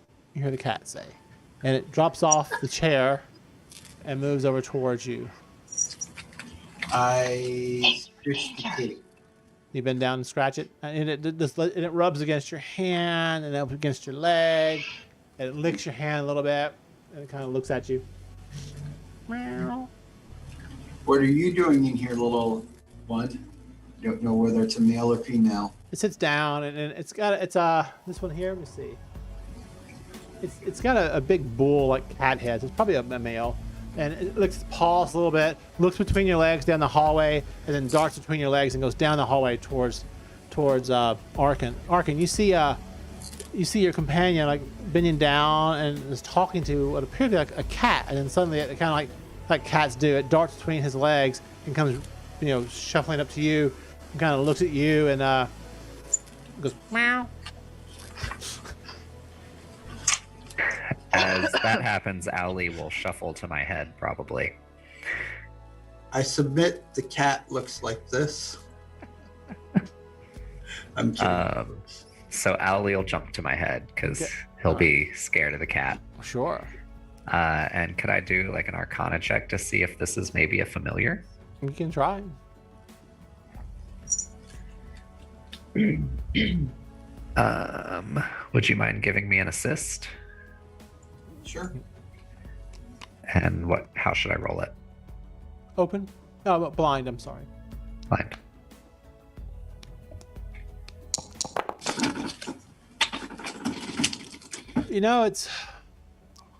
It's not acting any differently than a normal cat. And it certainly doesn't have any odd otherworldliness aspects about it. And the fact that it's currently licking itself between its legs makes you think it's perhaps not a special celestial type or fey type or whatever summon type of creature. You never Just a know. kitty. I think it's just a kitty. Everybody that can lick it between their own legs will. The cat meows again, and then it goes down the stairs. It runs past y'all and goes down the stairs. Let's follow the cat. So anyway, Think Ralph, I'm you're in okay. a room you're currently in. You see a door that looks like it's going outside, like French doors. In the hallway, there's a window to the north of you, by the way, leading outside. And what do you wish to do? Here, I'll do something here. I think I can do it really quick. Let me see if I can do this really quick. I'm curious if it works. Light color. You want to go My intuition says to follow the cat.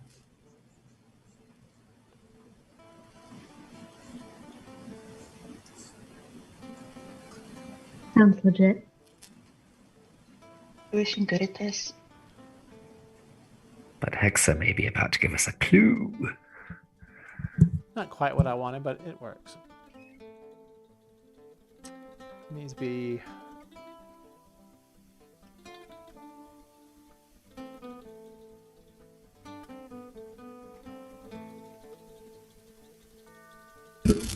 And off in the distance we hear oonch, oonch, oonch, oonch, oonch. Yeah, so that's what you kind of see as a swirling, pulsing light from the outside with a slight purplish hue about it. And creates this weird, swirly kind of aurora kind of look as it illuminates I'm it. gonna move away from the flashing yellow light. Sure. Now, if we listen very carefully, we hear The system is down. The system is down. No, you don't hear that. Sorry.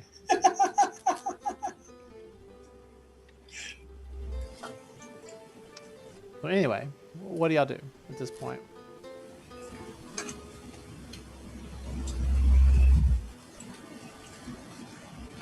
I think I'm going to go over. You said that these are French doors. Are they glass? Yeah. I can just look through. You can look outside.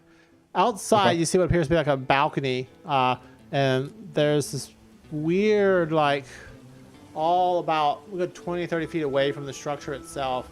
It's this, like, again, an aurora borealis is all about. And it kind of goes up and above and it disappears, and down below and disappears out of sight. Right. So that's the magical wall of this pocket dimension. Okay. This chamber is really well appointed, by the way, Ralph. What's that?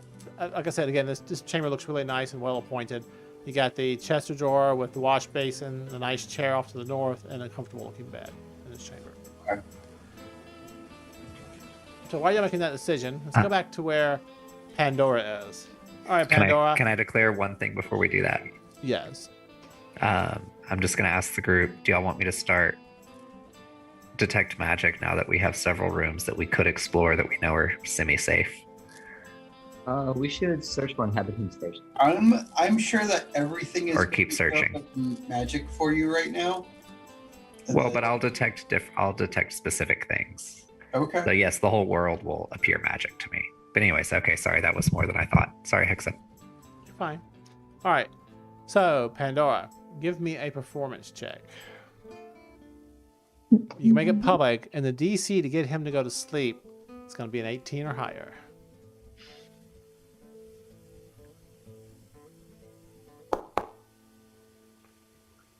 No. So, yeah, he's like totally relaxed, and he starts relating to you his stories of great adventure that he's had in his life.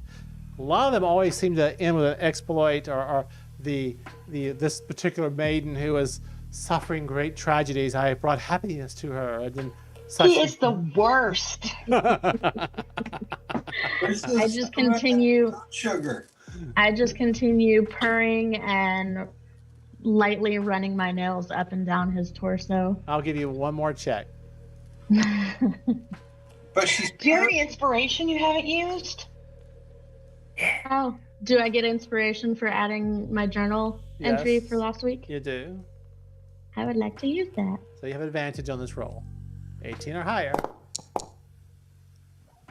Oh. So you're doing this, and he suddenly pops up and he goes, "Man, I'm hungry. Let's go eat." And he like begins throwing his clothes on, grabs his loot, and he goes, "I don't hear Blix playing. I'm gonna put on a ruckus number downstairs and get this crowd all excited." And he goes, "I'll meet you downstairs." And he like runs down the stairs, all excited. Motherfucker. Aww. Okay. Blix, you see him coming downstairs. Hit him over the head and grab the loot and run. He's all excited, big shit-eating grin on his face. He winks at you and he goes, "I love you and your friends." And he goes up on the stage, whips around his loot, and begins playing a ruckus number. And he shouts out, "Bring me some food! I've worked up an appetite."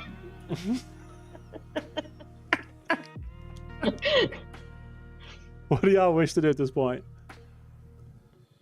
Just to spit in his food. Does anybody have like a sleeping potion that we can put in this drink?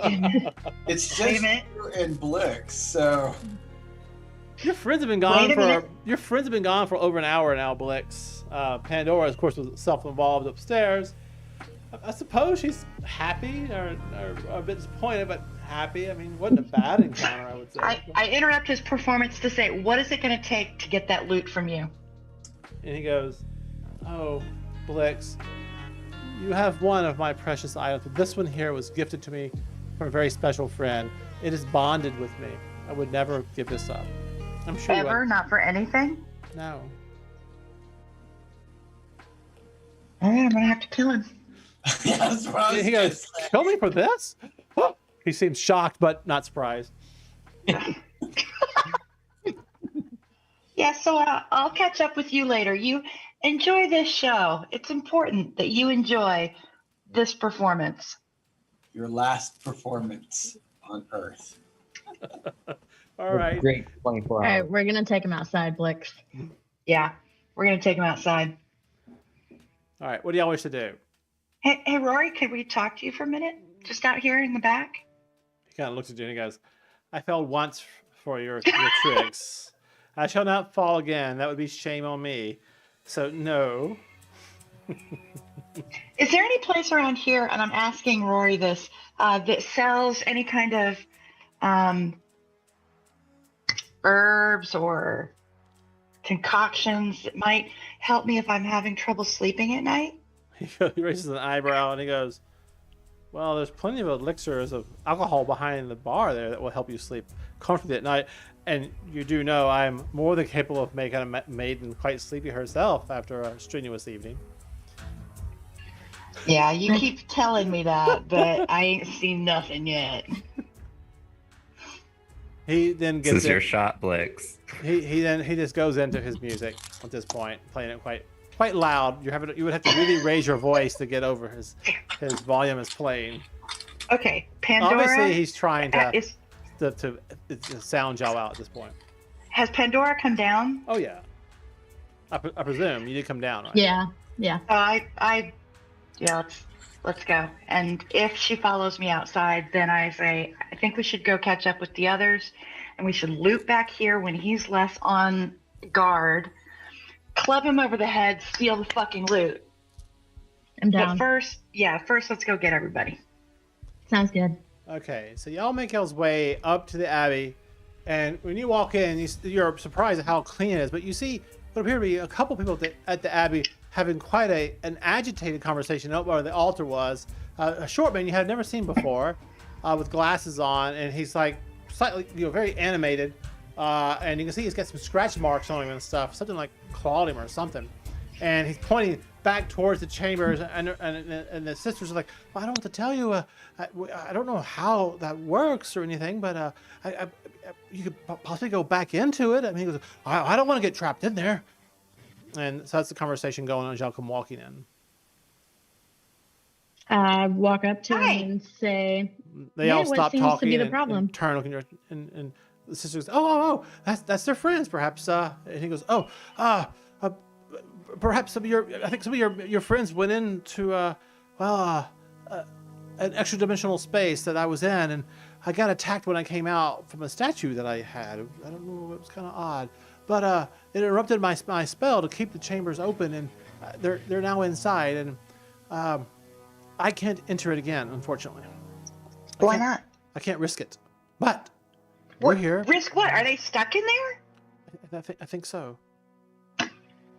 Well, I only know one way to hold the entrance open when inside, but I don't want to go in and get stuck again. I'm afraid that that would be bad. What was the spell keeping the door open? It's a minor spell that I know that helps keep portals open, but it requires concentration. Could you teach it to me? Are you a spellcaster? Yes, I know a few spells as a paladin. This is of an arcane nature. You are of a priestly nature, so it wouldn't work for you. Well, how do we get our friends out? He goes, I can get you in. I don't know if I can get you. That is not what I asked. But I don't know if necessarily I can get you out. The wizards who built this place, the wizard who built it as the game master, he goes, Fastidinods. He relished puzzles. And he kind of points to a manuscript on a table there. He goes, he was about puzzles and solving of riddles and things of that sort. Puzzles, you say? I like puzzles. Yes, that's why I did not go very far into the mansion itself, because I was afraid that I would be trapped within. How long were you in there? According to the sisters here, quite some time. It only took a short period of time for myself. All right, I'm in. Let's go. There's the Blix I know. All right. So he goes, stand here. You'll see some doors open, and step through them when they do. I'm ready. All right. So he begins an enchantment, and then you distinctly hear the word scepter come out from him, and the book on the table glows, and suddenly 2 golden doors just materialize in front of you, closed, but before you. And he's in the middle of the enchantment and hasn't stopped chanting. The doors are there before you. What do you do? I open the doors. Can I grab the manuscript? Well, he's like reading from it. Grab him too. You grab the manuscript. So you grab the manuscript. He's like, what? And you see Blix going into the chamber. Do you follow him behind her? Yep, and I drag him with us. And he ducks, trying to get away from you. Nope. Not interested in going in. So give me an attack roll to hit him. You're trying to grapple him. What do I roll for that? You make an attack first. Not only did we split the party, we put all of the you got cautious people together. You got a rather large book, so it's going to be a bit of a disadvantage for you, Chris. You can do it, Chris. Would that be unarmed? Yeah. Yes. Come on, Chris. Come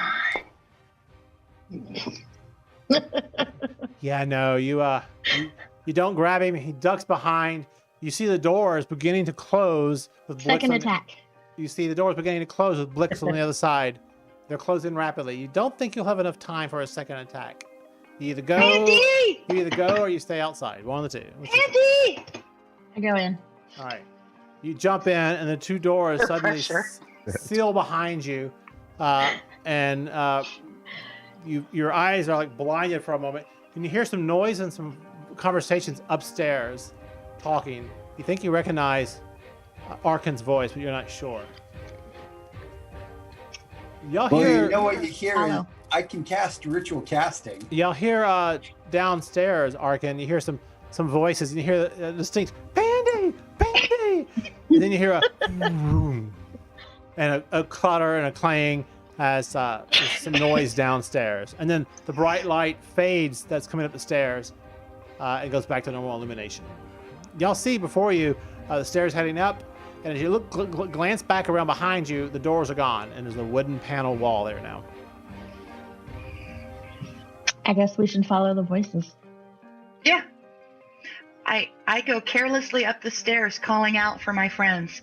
We're at the top of the stairs. It's not hard. Yeah, they can actually see you. So maybe drop y'all 2 on here. Blix is first, I think. Yes. And why didn't it drop you on? Hello. There's Blix, and then we have Pandora. At least we're all trapped together now. So we need for you all to come back to the inn with us because we couldn't get the loot because Rory is a bastard. So come on, let's go get the loot. Do you know how to get out of here?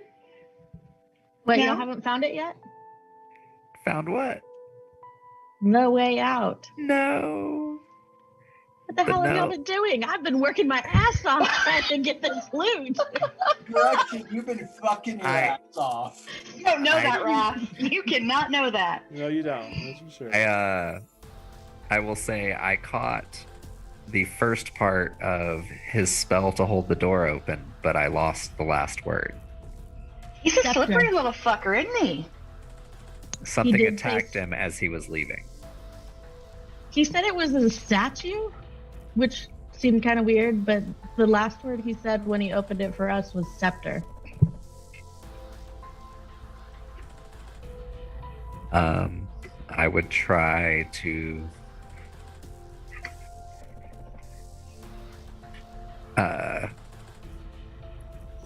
I remember the rest of it.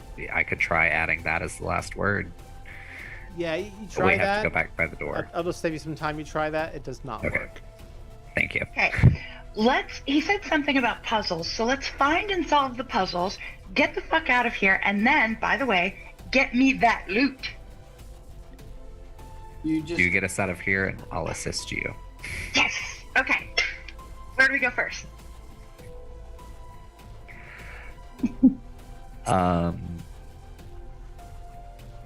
I would petition the party to let me take 10 minutes to start ritual casting.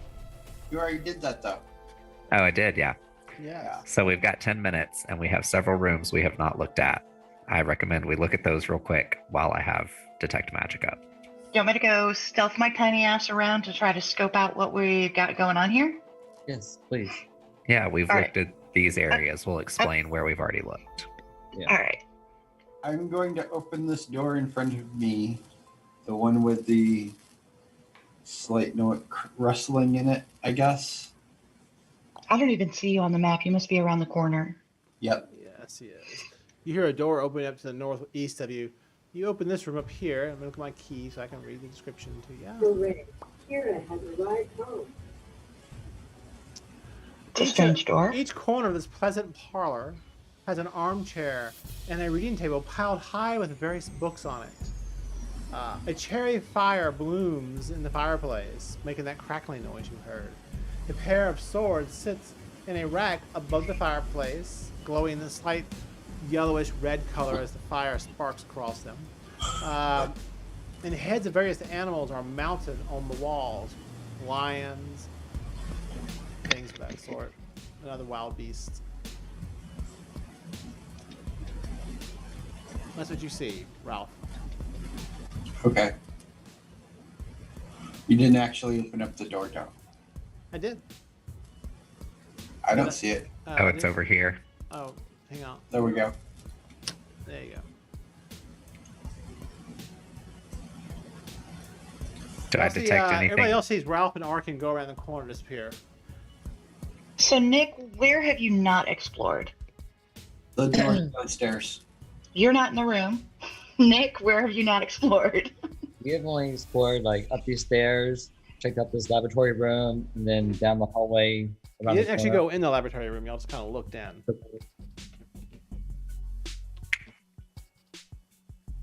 Just to be clear. All right. Well, knowing that, I'm going to go on in. And I see a door here, yeah? Yes. Hang We on. have not been to that. I'm going to go check that door for traps. 1 second, please. Holding. M11. Checking for so- traps. Oh, there's two of me on the map. Mm-hmm. Because you're special. I am All right, so most of this special. room is taken up by, I'm going to read the description right out of the text box for you, right? Taken up by long wooden tables that are covered with glass vessels and books. Cabinets with glass doors line the walls, and they contain all manner of specimens and other little other trinkets. Just below the ceiling in the middle of the room, colorful globes gurgling and bubbling with what it's like a mercury in them, circle each other in an orbital, intricate dance. The far wall is almost completely covered by a map of the night sky with a golden sunburst in the center above a closed door in front of you. I check the door for traps and then I see if it's locked. All right, go ahead and give me a perception, I believe. Or, no, investigate for traps, right? I always forget that damn roll. It's investigate for traps. Yeah, I thought so. 13. I played rogues for a long time. Yes. All right. No, you do not think the door seems trapped. I check and see if it's locked. No, it doesn't seem to be locked. The handle just turns really easy. Hey, y'all, this door's unlocked. Team Fuck It opens the door. Team Puckett opens the door.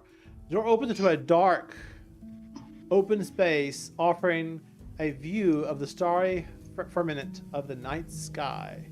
5 telescopes mounted on bronze plates point towards the constellations above.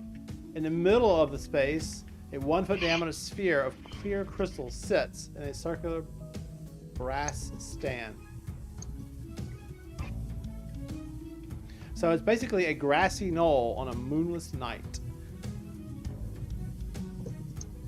You move into it. It's surprising. Are you booted or barefoot?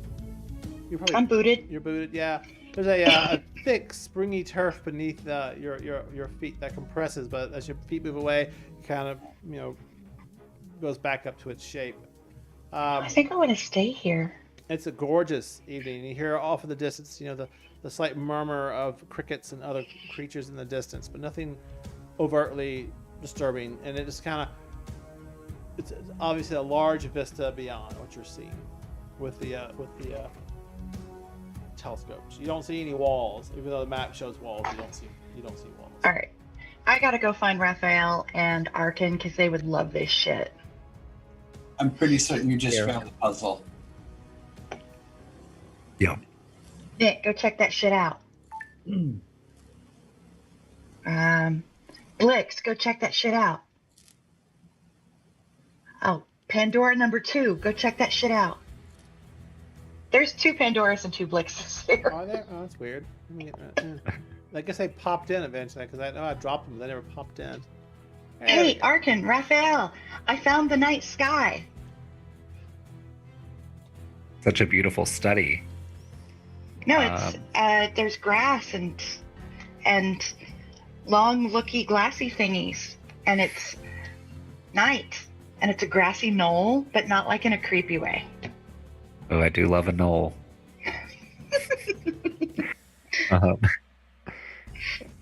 With detect magic. What's up with the disco ball over here?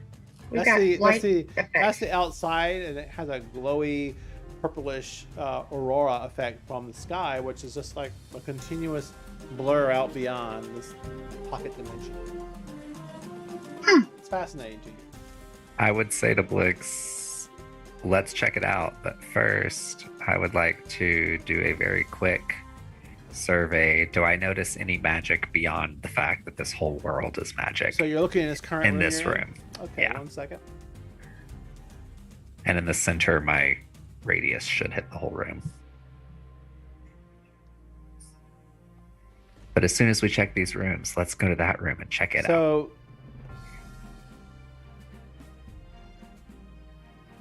So yeah, so like I said, you see several various books on the table. Most of them look pretty nondescript. Nothing seems to irradiate magic from the books. You do see that the 2 swords above the fireplace, the mantle, are radiating a magic. I'll point at the swords and say, those. Are magical. We should grab them. I grabbed the swords. Use them or sell them.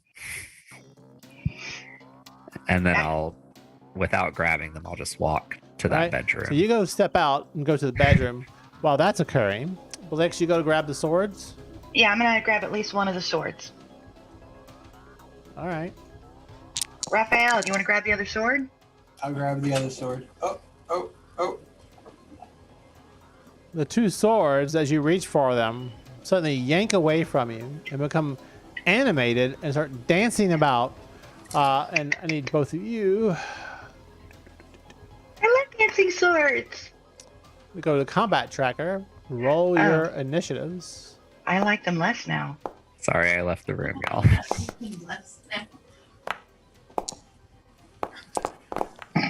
All right, one of the swords. Which one is this one here? The one that Blix tried to grab. It dances around, spins through the air, and then goes towards you, Blix, attacking.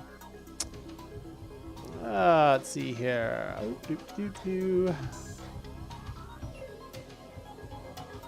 It takes a swing at you. Does a 20 hit you? Yes, but I uncanny dodged that shit. Somebody has a popper. Who was that voice? I was just about to ask. Who's that? That's my Kyra. All right. I just got home. Hi, welcome home. Okay, so the sword misses you. Well, uncanny dodge does half damage, not miss entirely. Oh, sorry. Hang on. I'm forgetting my rules tonight. I'm being a dumbass. Sorry. You are not a dumbass, and we love you. Yeah. Not even a little, but a lot. Dumbass. Okay. You're a lot of dumbass. I'll let you interpret that how you want. But Right, you know right. how I meant it. More chicken embryos, but if we don't need them, we'll keep them. Okay. Well, you can use them. All right. That's 7 points of damage. Take half of that. I have applied that damage. Oh, can I have a beer as well? Yeah, I just paid like $12 for a 6-pack of beer. Oh yeah, annoys me. All right. Can I have beer as well? It's like being at the bar, but still being at home. Being at home, right? Yeah. Attack back. All right. So you take half of that damage, Blix, and then back to Done. the combat tracker. And what do you do, Blix? It's your turn. I am going to whip out my rapier and beat the crap out of this thing. Make an attack. Trying. Oh, there it is. Take that. 16 points to hit. That does, I think that hits. Let me check the armor class of this thing real quick. No, that misses. So you go, woof, but it's like this dancing around. You know, woof, woof, through the air, missing it. Like dancing swords. Anything else?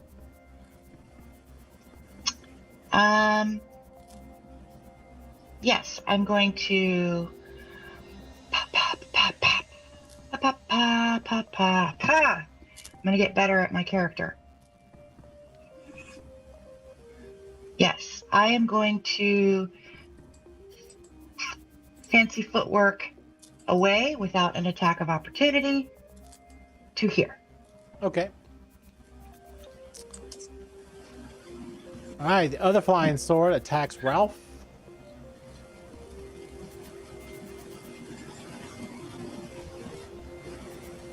Does a 15 hit your armor class. No, it does not. All right, so the sword comes in, whiffs at you, misses you, and it's your turn. What do you want to do? Call for help.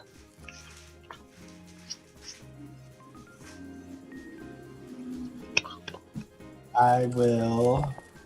Yes, I will scream for help. Help! Help! My ears perk up.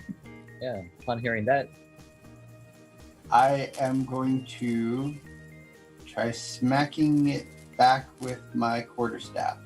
All right. So I believe my quarterstaff is more powerful than my healing Locomotive? staff.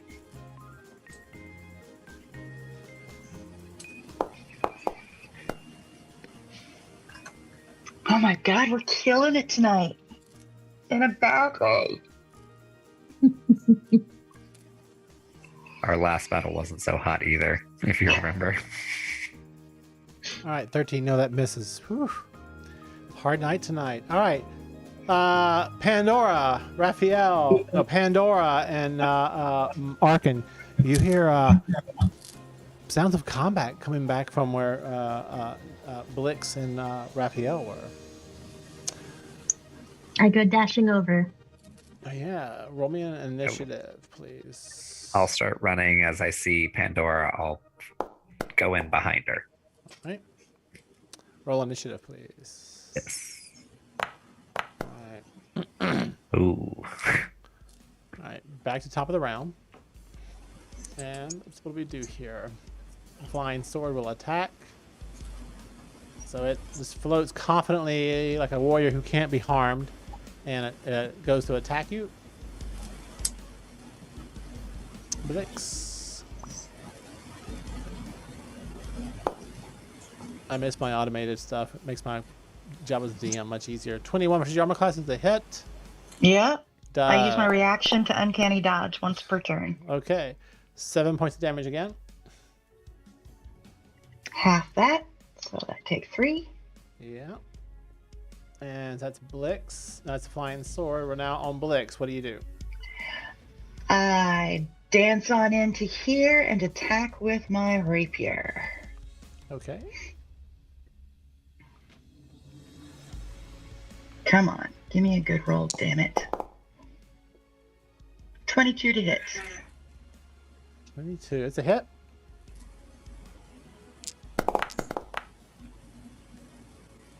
$14 points of damage. 14 points of damage. Yeah, you do hit it. 14 points of damage. It is still up and fighting. Rude. And then I'm going to dance away. All right. into the hallway. Do you have uncanny dodge to do that? I have uncanny dodge, but I don't even have to do that because fancy footwork means that I can actually put that in the chat if you like. There you go. I made a melee attack against the creature, and it can't make an opportunity attack against me for the rest of my turn. All right. And let's go on now to the next flying sword. And it will attack. That's the wrong thing. I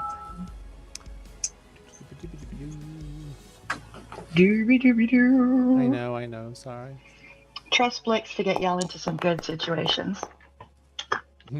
8 for summer class is a miss, Raphael. So the dancing sword beside you kind of hovers around a little bit, and then it swings to this location to directly beside you, and it dashes out and stabs at you, but you quickly and effortlessly knock it aside with your quarterstaff, and it misses you as it dances about. Pandora, you're up. What do you do? I come into the room and get opposite Raphael and use my... These are not flankable. Oh, well then I just come over here. All right. Well, you don't know that until you get there, but so put yourself back to where you were. I was just telling you, so when you rolled, you wouldn't roll advantage. I'm gonna attack this one with my great axe. Okay. Yeah, chop it in half, Pandy. Get it. That's a hit. Yes. Boom. 13 points of damage. Yeah. Slam hard into the sword. You see all throughout its metal cracks and crevices appear as it's beginning to break apart, but it still holds together. Okay, I'm gonna use my extra attack and swing again. Okay. That's a hit.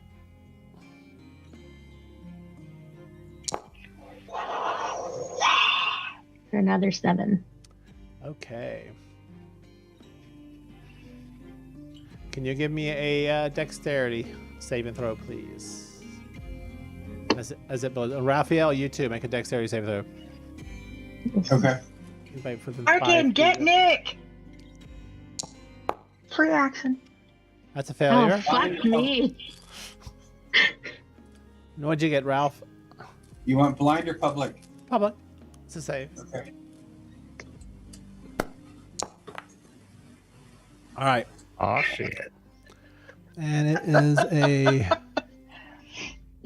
D12. If you failed your save, you take full. If you passed your save, you take none. All right, half 2. So Raphael, you take 2. Pandora, you take 4 points of damage. So as the metal, the little pieces of shiny, vibrant greenish light begin to crack throughout, you hear a loud crystalline cracking, and the sword goes boom and blows up, burst of bright light, and you see the metals fly all around, some sticking in your body as it discombobulates in a very unorderly manner about you. It vanishes from sight, but back on the mantle where it was before, you see the sword back up there. The other one is still out. Leave that. We're gonna leave that one alone. We're gonna return the other one to where it is by defeating the fucker. All right. So that was Pandora's turn. Arkin, what do you do? Sorry, I was muted. I will step into the room. Uh-huh. And I will cast Tasha's Mind Whip on that sword. You have a mind to whip? It can't be very smart. It's animated. Oh my god, we're in a Disney movie. How's that? Oh, the swords. It's Excalibur. So should I click damage? So how's this work here? Get it? It's gonna make a saving throw. 15 Okay. intelligence. Okay. Not. Yeah, it fails. Oh, whoa. Hang on. Nope. Oh, Why it did it rolled roll yours. me? It rolled you. Sorry, I had you selected. Hang on. So I rolled a 7, I think. Rolled 8 plus its intelligence modifier. Doesn't really have a lot. It's not very intelligent. Shh, don't tell it. So yeah, it fails. It's got a 3. Boom. Damage. Watcha. It explodes, dealing everybody who around it. So that would be Pandora and Arkin take damage. 9 points if you fail a saving throw. Dexterity. Another dex savings throw for you, Pandora. See if you can do better this time. So, Can't do worse. That's a failure. good. Arkin. It was an improvement, though. Focus on the positive. It was. I'm was sorry, a what good kind of save failure. do I need to make? Dex. Dex. Ooh. Not to fail. Arkin did better than you. So you all take 9 points of damage as the sword explodes and it shards everywhere. Ouchie. And then vanishes, but reappears, recombobulates on the mantle. So, Arkin, what else did you say was magic in this room? That was it. Next. Next. Can I recommend that when we find out that the armor and the sword out in the hall by the stairs are magic, we leave it the fuck alone? That's fair. That's fair. Yeah. Okay. Lesson learned. I'll go to that bedroom. Find me some more magic to fuck with. Oh, the door closed. I can't get in there. Click on it. There you go. And yeah. At this time, since no one's come back to check out this room I've been standing by, I wander out into the hallway. Okay.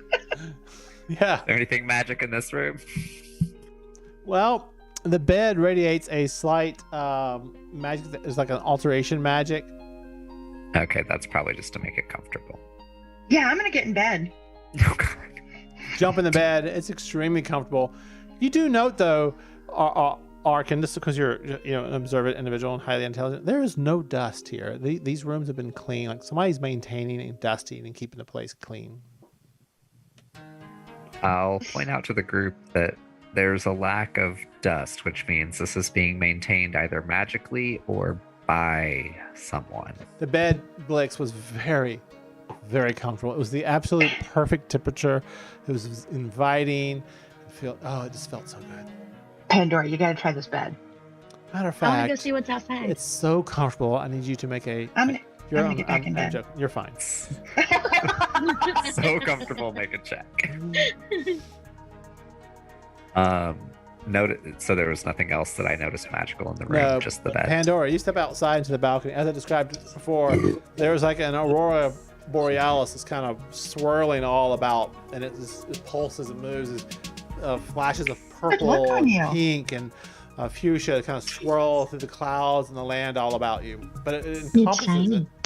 It's everywhere. Gotta find some shiny things to steal for my pet cat. Can I detect good or evil? Nothing. Can I taste it? Can you lick the what? You taste Aurora. you taste it? Yeah. You can't physically touch it. Well, maybe you could if you jumped off the balcony and ran into it. But you don't know unless you try. As I see her That sounds like fun. leaning over the balcony, I'm going to grab her by the scruff, but gently. Whee! And I'm going to see if I sense any magic that doesn't seem like the magic that is this place. No.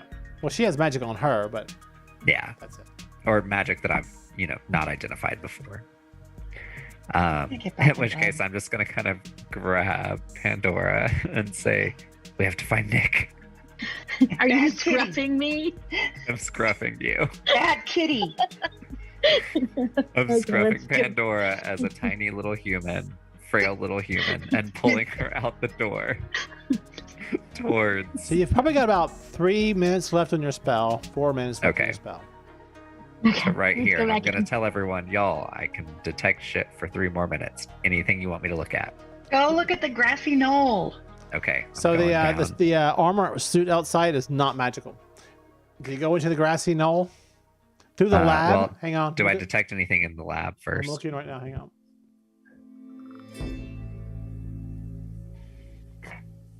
I don't want to be that wizard that's constantly like, let's wait 10 minutes so I can do this again.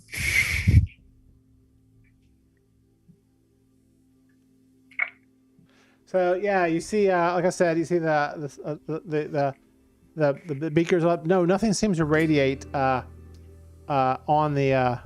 in the room. You see the star map on the one wall leading where the grassy knoll is. But no, nothing seems. Knowing that I'm going to be walking into stars, I would So like to do an intelligence. like I said, you see the laboratory. You see most of them is taken up by long wooden tables that are covered with glass vessels and beakers and books. The cabinets and glass doors line the walls, and they have all manner of specimens that are preserved. And the ceiling is colorful globes floating around, like I mentioned earlier. Four walls was completely covered by a map of the night sky with a golden sunburst in the center above a closed door. And there's certain stars on the map itself that are very radiant, but no magic. There is a book on the table with a few other books on the north table from you, but that's it. Nothing else magical radiates the room. Actually, nothing radiates magic in this room.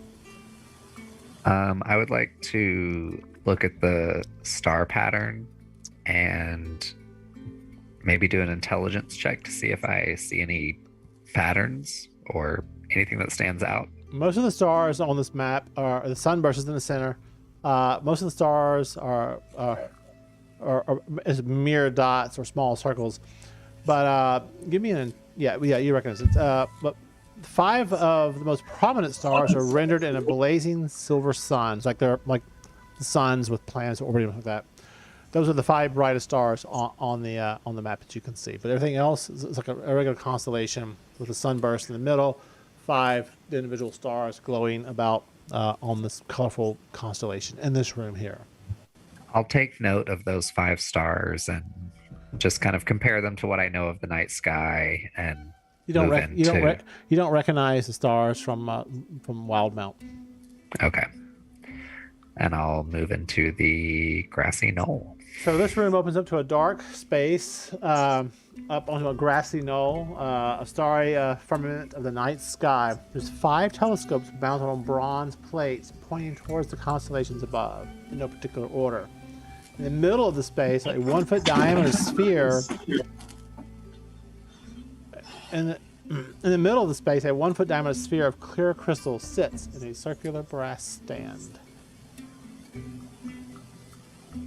We should point all the telescopes at the sphere. That's what I was gonna say. I was going to point out that there were 5 illuminated stars in the other room. There's 5 telescopes. Maybe we should see what they're looking at first before we redirect them. Mm-hmm. Sure. That's reasonable. Sure, if you want to be cautious about it. I mean, it's kind of my gig. So what do y'all do? I would like to look through the far north telescope. So it's pointing upward, but it just kind of point into the night starry sky as you look through it. Yeah, this isn't going anywhere. It does Pointed at the move. crystals? It does move and does pivot. You can move it around. You can, like any telescope can be moved. I guess I'll check to see if I can spot anything that looks similar to the stars that I noticed in the other room. Yes, you do see one that you can try to focus the telescope onto in the direction it's pointing. I'd like to focus it. Are there knobs to keep it stationary? Yeah, so you kind of position it looking through the spyglass. You get it there, and you tighten the knobs. You happen to know how these work. You get it, you tighten it, and you can see as soon as the telescope is locked onto that particular star, it kind of radiates brightly in the night sky above, creating a bit more light in the room than it was before. I'll look at the group and say, I think I have an idea. Give me a minute. Take it. Cool. And I'll do the same process with each telescope, looking for a star that I recognize. So when you finish the last starry night telescope pointing to a star, suddenly all the 5 stars radiate really bright, and then beams of light shine down to that brass sphere in the center of the room, and it just sunburst out real bright, and the starry sky goes from going dark sky to a sunlit sky, resembling the picture in the other room almost. But when that happens, on the western wall, you see what appears to be a door that appears that you couldn't see before. I go through the door. Pandora! No. I'm I see running. her. You can't catch me. She's easy to catch. Blix is not. I go through the door. Technically never unscruffed you. You I'm in run the room. through the door. Hang on. So you step through the door before everybody else can get there. It won't let me go through. That is He correct. paused because we kept moving. You also pause because it's 9 o'clock. Yes. I'll read his last description to you, and then we'll stop for the night. This room is bare except a bookshelf covered, oddly enough, in chains against one wall. Plain wooden bench and a reading desk built into the shelves. A book with a bust of a mage on its cover sits on the desk, and the book looks like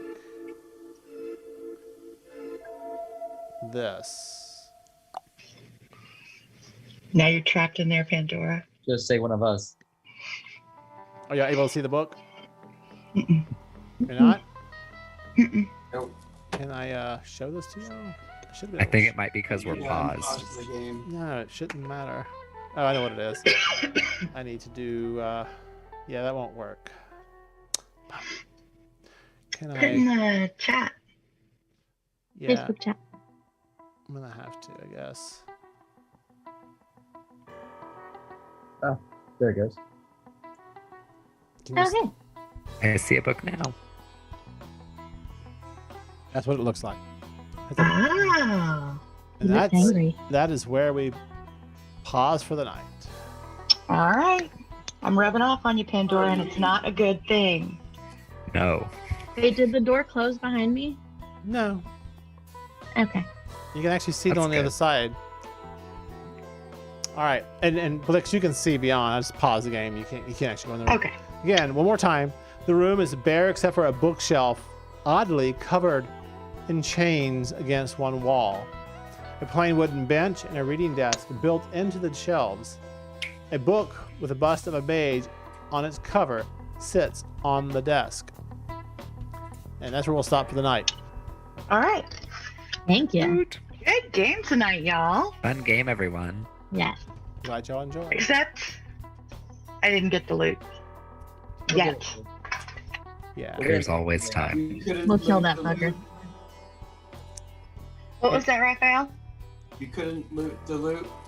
I could not loot the loot. All right. Thanks, y'all. I'm gonna log off. Good Night, night. guys. Thank y'all. Have a good night. evening. Thank y'all. Bye-bye. All right, that's it for the night. We're done.